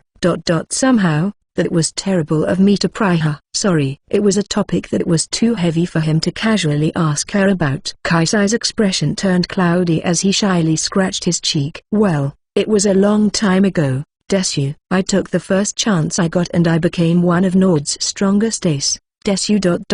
Well, since I betrayed the Empire, I guess that's in the past too though. Saying so, Nora laughed. Well, in the end, I was just a low-born cur, Desu. I have no qualms biting back at my previous owner. But even a mongrel like me still has my own pride and desires. That's why I'm fighting for myself, Desu. Your own pride and desires, huh? Being one of the four heavenlies, the strongest ace of the Nord Empire, her life must have been pretty good before this. If she had continued with it until retirement, there's a good chance that she will receive a hereditary title or even be knighted. Since she had abandoned all that to help him, he needs to thank her properly. Leaving that aside, please hurry up and wash my back. Ah, sorry, my bad. In a hurry, Kaisai started rubbing Nora's back with a towel. He now thinks that he should repay her even if it's little by little. But what he didn't notice was the smile on Nora's mouth. TLN, kinda yabai incoming tomorrow. Extreme yabai are next week. There's still 140 chapters left until the end though. I don't know if it's going to get more intense in the future. CH 162. Marking. Bathing in a hot spring in the morning may sound good, but since he can't afford to spend his quality time in it, so Kaisai decided to quickly wash the sweat off himself and head to the banquet hall as if nothing had happened. Phew. With that being the case, Kaisai quickly headed to the dressing room after washing his body and putting on a yukata. Nora is also changing behind him, but he's trying his best to ignore that. Usually, he can keep his poker face, but due to Dairo's plan last night, he can't afford to do the same today. Seeing Kaisai making a difficult expression, Nora thought that it was both funny and unpleasant at the same time. After all, even if he's more flustered than usual, it's not due to her seduction tactic. I guess I should make another push, huh? After muttering to herself in a small voice, Nora tightened the sash on her yukata and silently sneaked behind Kaisai. She then grabbed his sleeve and judo threw him on the floor. Perhaps because she was being considerate, the landing was soft and he didn't feel any pain or impact at all.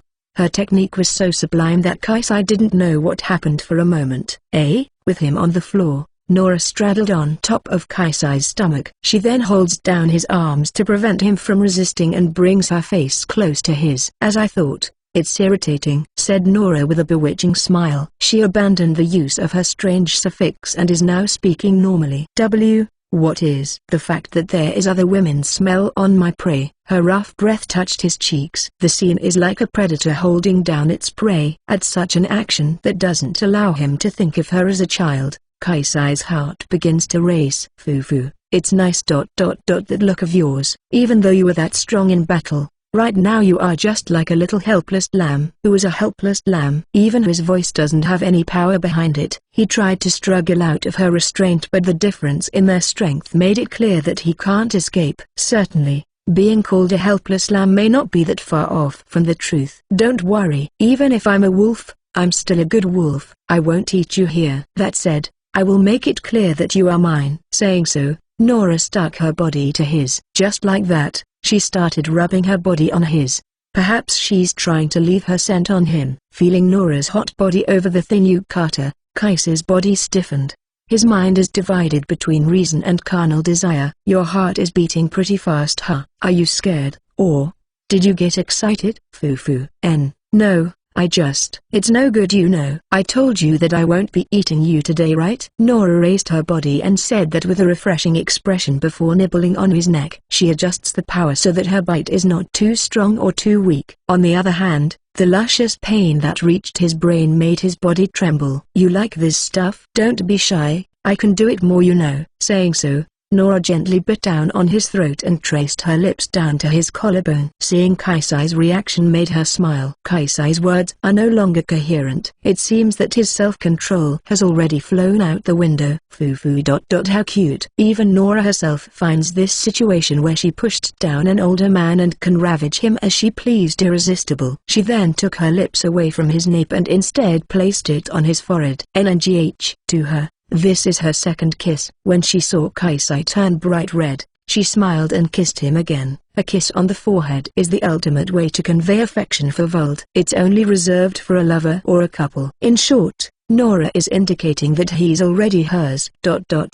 Time's up, huh? However, Nora suddenly frowned when she looked at the clock on the wall. If she takes too much time here, then the other might get suspicious. She got so excited that she was about to go all the way here, but her reason managed to hold her back. With a long sigh, she separated from Kaisai's body with a regretful expression. What a shame. I will leave it at this for today, Desu. If I go overboard, then those two demons will seriously hunt me down after all. Nora shrugged with a sarcastic smile. She then helped fix Kaisai's yukata and helped him up. That it was too much, you know. Although Kaisai's tone sounded reproachful, there's a part of him that finds it regrettable as well. His feelings were clear enough to be discerned from his expression, so Nora satisfactorily tapped his shoulder. Even I am aiming for you seriously, Desu. I will do whatever is necessary, even if it's a little reckless. When Nora replied so with a carnivorous expression on her face, chill ran down Kaisai's back. He now fully understands that he cannot escape no matter how hard he tries. This might be the end of his chastity. Kaisai started to think so. Well,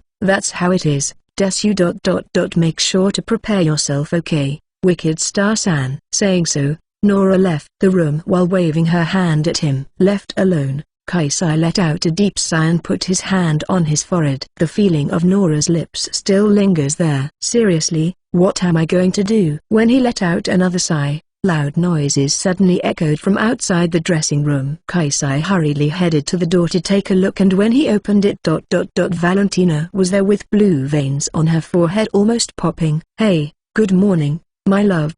I'm sorry, I let that pervert brat escape. It seems like she's been doing whatever she wanted in the TLN : more incoming. CH 163. Content warning for this week. Nearby incoming ... especially on Friday. Mr. Graver Robber. Overwriting. Oh, you don't have to worry, my love. I'm not angry with you. Rather, you are the victim here, right? Valentina sighed after glaring in the direction Nora seemed to have fled to. She then turned back to Kaisai and leaned close to him. Excuse me. With that short word of apology, Valentina stares intensely at Kaisai's chest. There are a number of Nora's tooth marks on his collarbone and neck. She didn't bite him that hard, so the mark should disappear soon, but ...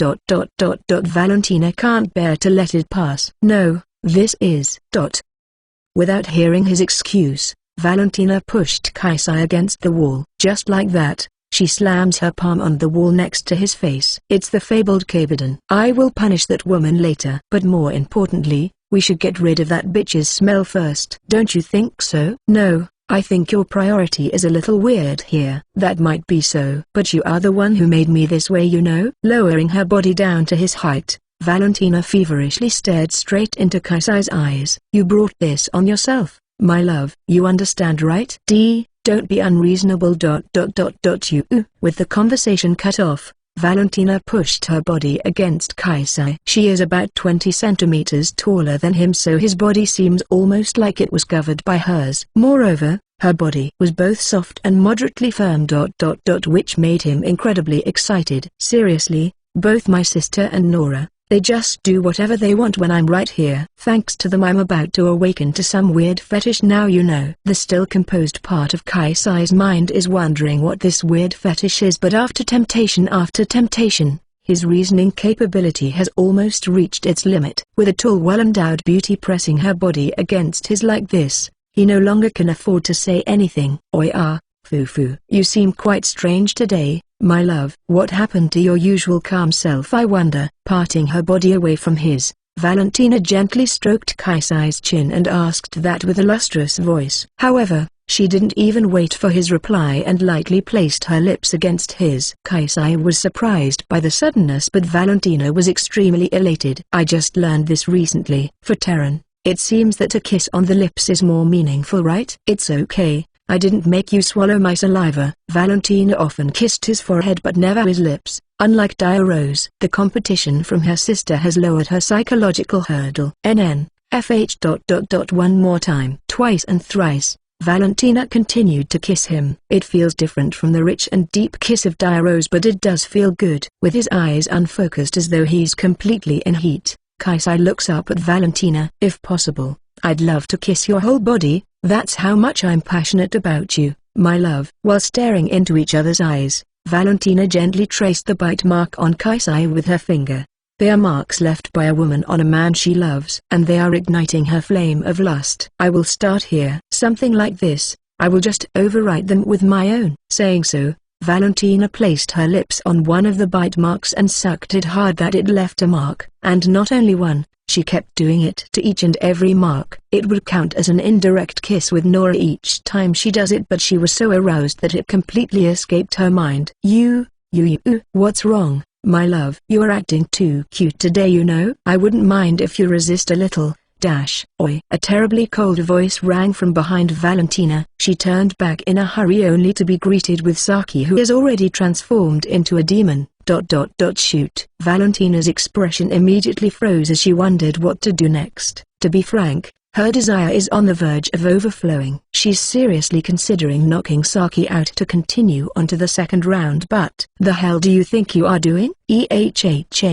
Valentina's fighting spirit literally vanished as Saki terrifyingly placed her hand on her sword. While internally cursing as to why Saki is carrying a sword around in a resort, Valentina parted her body from Kaisai. There, Kaisai, whose face has turned bright red like a boiled octopus, simply collapsed on the floor. Even he has reached his own limit, in a lot of ways. Using the moment Saki's attention turned toward him, Valentina started sprinting. Apologies, my love. I will definitely make up for this later. Oh. Oi, don't run away, damn it! Saki shouted after her on reflex, but she couldn't just ignore Kaisai, who had collapsed on the floor, and give chase. She hurriedly approached him and checked his condition. Oh, oi, you okay? I'm fine, just a little dizzy, Kaisai replied while standing up. However, Saki immediately frowned upon seeing the tooth and kiss marks on his body. What did she do to you? Damn it! I won't let her off this time, Saki begrudgingly cursed. It appeared that she mistook both of them to be Valentina's work. Are you really okay? Your face is bright red, you know. Why, yeah. I just couldn't sleep much last night. Seriously. Saki scratched her cheeks and tightly hugged Kaisai's body. It seems that she's blaming his condition on Valentina's assault. Saki is good at comforting children, but instead of being comforted, Kaisai is having a hard time right now. Although she's not as well endowed as the two Norwegian princesses, Saki also has a pretty good style. Being hugged tightly by someone like that when he's like this would obviously make him go crazy. Get some rest in your room, okay? I will bring you the food later. Thank you. Kaisai gave Saki a nod after she released him. For the time being, I have to catch that woman and then make her suffer some pain first. Will you be alright walking back by yourself? I'm okay. Alright, good boy. After patting Kaisai's head, Saki ran full speed out of the room. Her plan is to call Tursis to help her catch Valentina. Left alone, Kaisai began walking back to his room. He forgot to change at the dressing room, but right now he cannot afford to care about that. Damn it.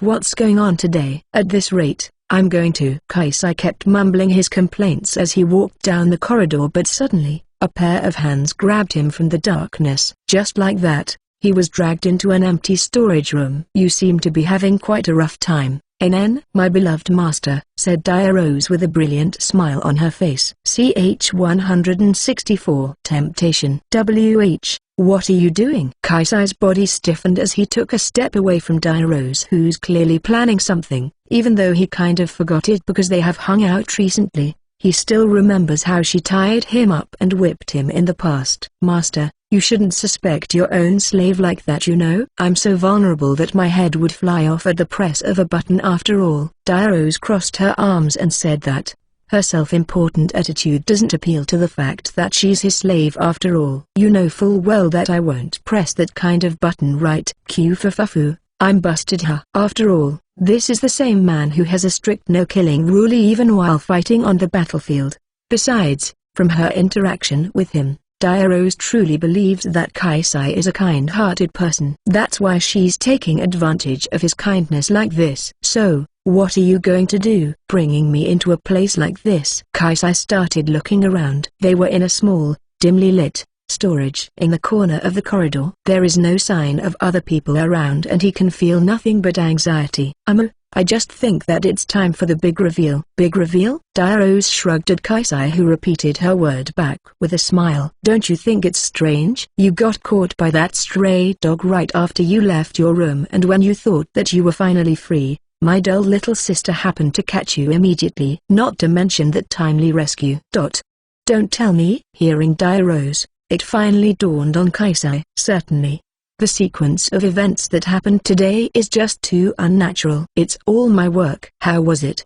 Did you have fun? What fun? In the first place, why would you? Kaisai couldn't understand what Dia-Rose would gain from having other women make an advance on him. In the past, Dia-Rose expressed her desire to monopolize him in the kidnapping incident. That's why he can't help but wonder why she would do a 180 now. You don't know? I don't. Dia-Rose's smile turned into a bewitching one at his answer. She then put her lips next to his ear and started whispering, "A punishment." Her voice sent a thrilling pleasure down Kaisai's spine. Dia-Rose then continued speaking with a voice that's a mixture of shame and arousal. "If you want this dog to know her place, you just have to teach it with your own hands, master." "Why, you?" Kaisai was about to start scolding her on reflex, but upon seeing the excitement on Dia-Rose's face, he shut his mouth. She's obviously tempting him here. Honestly, Kaisai's reason is about to reach its limit, so he might end up really going all the way. However, it's impossible for a Terran to push a Vald down. It's already come to this, so I will just say it. I'm a Terran, so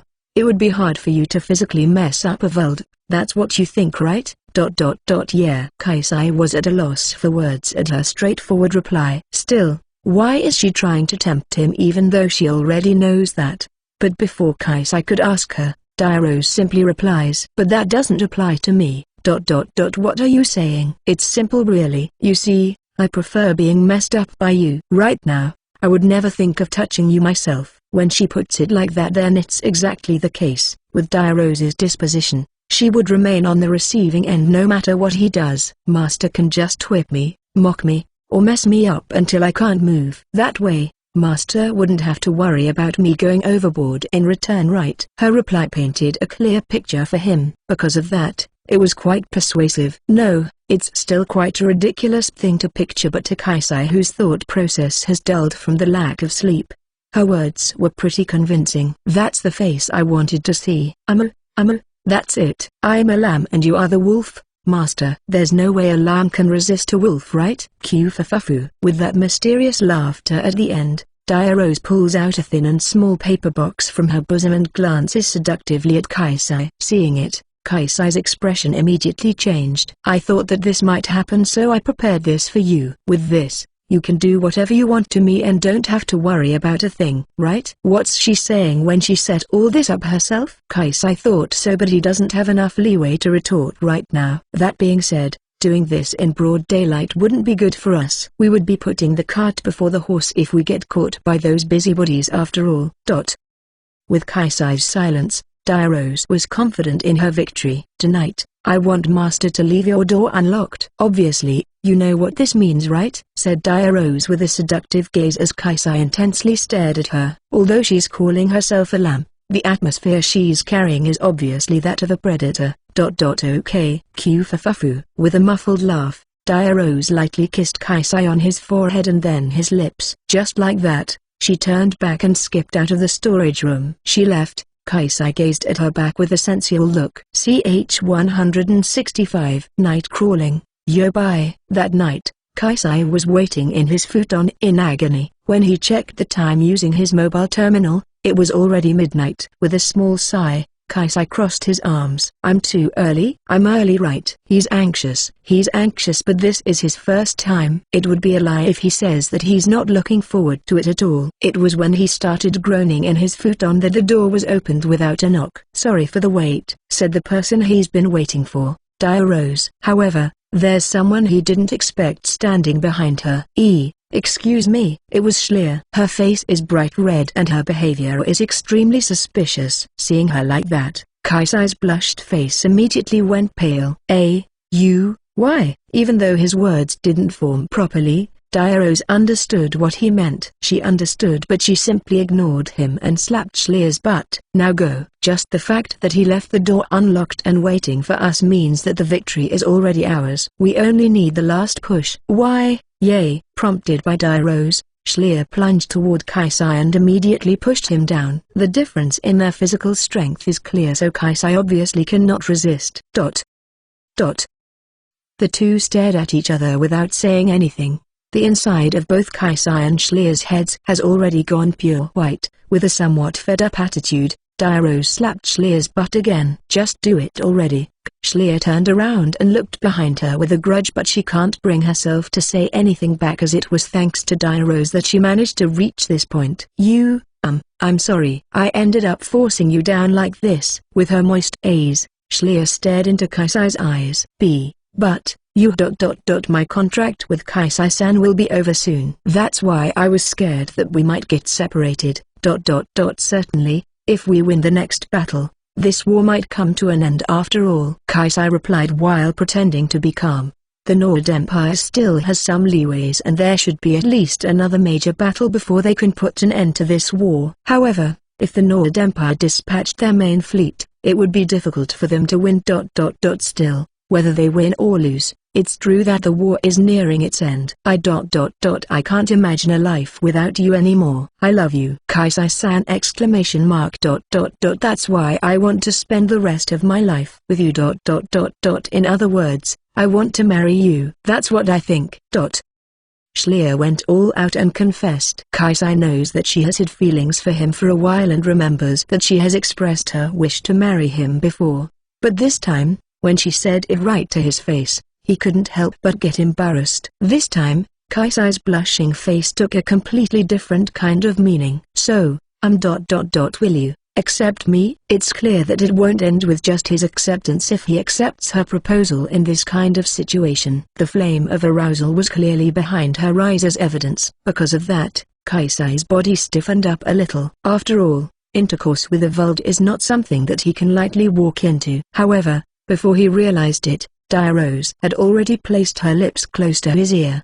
Don't worry, you have me here. If this woman goes overboard, then I will stop her myself. Kaisai's iris narrowed in surprise, but perhaps because of the tension and her aroused state, it seems that the existence of Diarose did not even register in Schleier's mind. Without minding her at all, Schleier continues to speak. If you don't want me ... then please say it. I will leave the room right away. Schleier shivered and said that in an uneasy tone. It's not like she wants Kaisai's for his look alone. She wants both his mind and body. If he refuses her, then she has enough resolve to withdraw herself. If you don't want me ... then I will not bother Kaisai-san ever again. I swear I will not act obsessive over you two. Schleier looked like she was about to cry, but Diarose started joyfully laughing. She then whispered into his ear with a seductive voice again. Are you alright with this? Letting this woman go? I mean, if you just reach out, then she can simply be yours, you know? It was like a devil's whisper. With a grin, the devil continues. You don't have to worry about a thing. You can simply do whatever you want,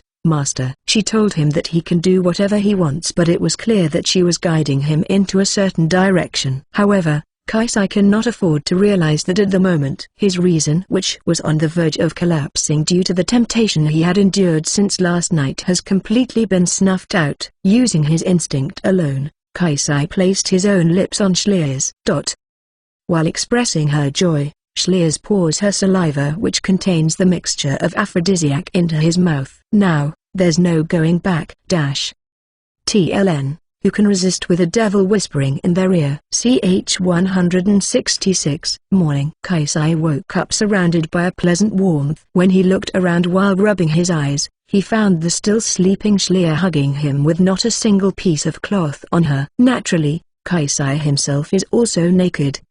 I've done it now. While still being hugged by Schleier, Kaisai held his head. It's not like he was drunk, so he clearly remembers what he did last night. Even the thought in his head was, last night was fun. He was completely swept away by the mood and let his body to his instinct. Not to mention that it all happened after she practically proposed to him last night. What have I done? Kyukaku. Well, don't overthink it. When the anguished Kaisai heard that voice, he immediately turned his eyes to look. For some reason, Diarose was lying face down on the tatami mat with her butt raised high by herself. Naturally, she's also stark naked. It's not that rare to see people's life turned into a mess after they gave in to their sexual desire. Still, it doesn't mean that things always go wrong because of that. That's right, I'm the prime example.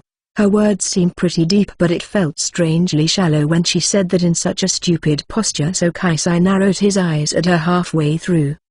How did you end up like that? Well, my ass hurt from all Master's spanking last night. It was wonderful though. Fufu. Kaisai held his head again. He now remembered what he did. Of course, it was at Diarose's request. At first, it was a battle with Schlier, but midway through, Diarose began to join them in earnest. Even if she strongly insisted him for some of the acts, it's still true that he did a lot of things to her. Sorry. What are you saying? I can't wait to go at it again next time. If you feel guilty at this level, then we can't move on to the good stuff, you know.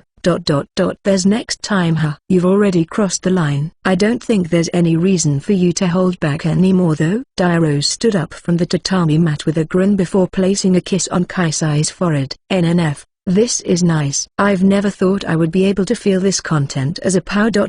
It's still kinda irritating with another woman in the mix though. Although her words were a little mean, Diarose's eyes when she glanced at Schlier were gentle. Returning her gaze to Kaisai, she patted his head and snuggled to his side. Plus, even though they are both naked, Kaisai doesn't feel embarrassed now. Master 2. Your body is doing better than you expected, right? I did stop this clumsy woman when she started going overboard. After all, her words jump-started his memory from last night and Kaisai blushed a little. He certainly had a lot of trouble with Schlier. If it was one-on-one, then he certainly might develop a case of gynophobia. A Vald woman can turn into a beast at the flip of a switch after all. Why, yeah, well my body feels heavy, but that's all. It went better than I expected actually. I will say this first, I'm an exception, okay? This clumsy woman is actually pretty normal. I think my idiot little sister and that Makishima samurai woman should be similar. If you still value your life, then don't go sleeping with some weird woman, okay? Just saying, you know. This happened because I accepted her confession. Can you not put it like I am going to cheat on her? Of course. Kaisai is pretty upright, so he wouldn't just go around sleeping with some random women after he lost his virginity. However, when she heard that, Diarose immediately made a suggestive laugh. What's funny? Certainly, having a relationship with two women at the same time could be considered dishonest. However, in this specific case, Schlier and Diarose planned it together. That's why Kaisai doesn't have any reason to feel guilty. Well, don't worry about that. I'm a little thirsty, so I will get some water. With a sigh, Kaisai tried to get out of the futon, but Schlier, who's still sleeping soundly, doesn't let him go. While still hugging him tight from behind, she started to sleep, talking. No, he's mine. Let your slave handle this. After patting Kaisai's head, Diarose stood up, took a bottle of mineral water from the fridge, and poured it into a glass for Kaisai. After receiving the glass from her, Kaisai drinks the water while still lying down. Thanks. But we are in a bind, aren't we? If it's just the three of them, then basking in the afterglow for a while longer wouldn't be so bad. However, they can't afford to do that in a group trip like this. If the others were to know about this, then it will definitely turn into a big deal. Speaking of, take a look at this. After looking at him with an evil smile, Diarose picked up his mobile terminal, which was placed at the bedside. She operated it for a moment, and after something appeared on its screen, she showed it to Kaisai. It was the picture of Kaisai and Schlier sleeping while hugging each other, with Diarose smiling while making a peace sign at their side. Naturally, they were all naked. Perhaps she secretly took it before he woke up. Why did you take that kind of photo? Kaisai was panicking as expected, but Diarose's smile continued to widen. I sent this to Makishima Saki a while ago. She should be enraging right about now, so prepare yourself, okay? At that ridiculous statement, Kaisai was utterly speechless. At the same time, the door to his room was slammed with tremendous force. Oi, you bastard! Open up!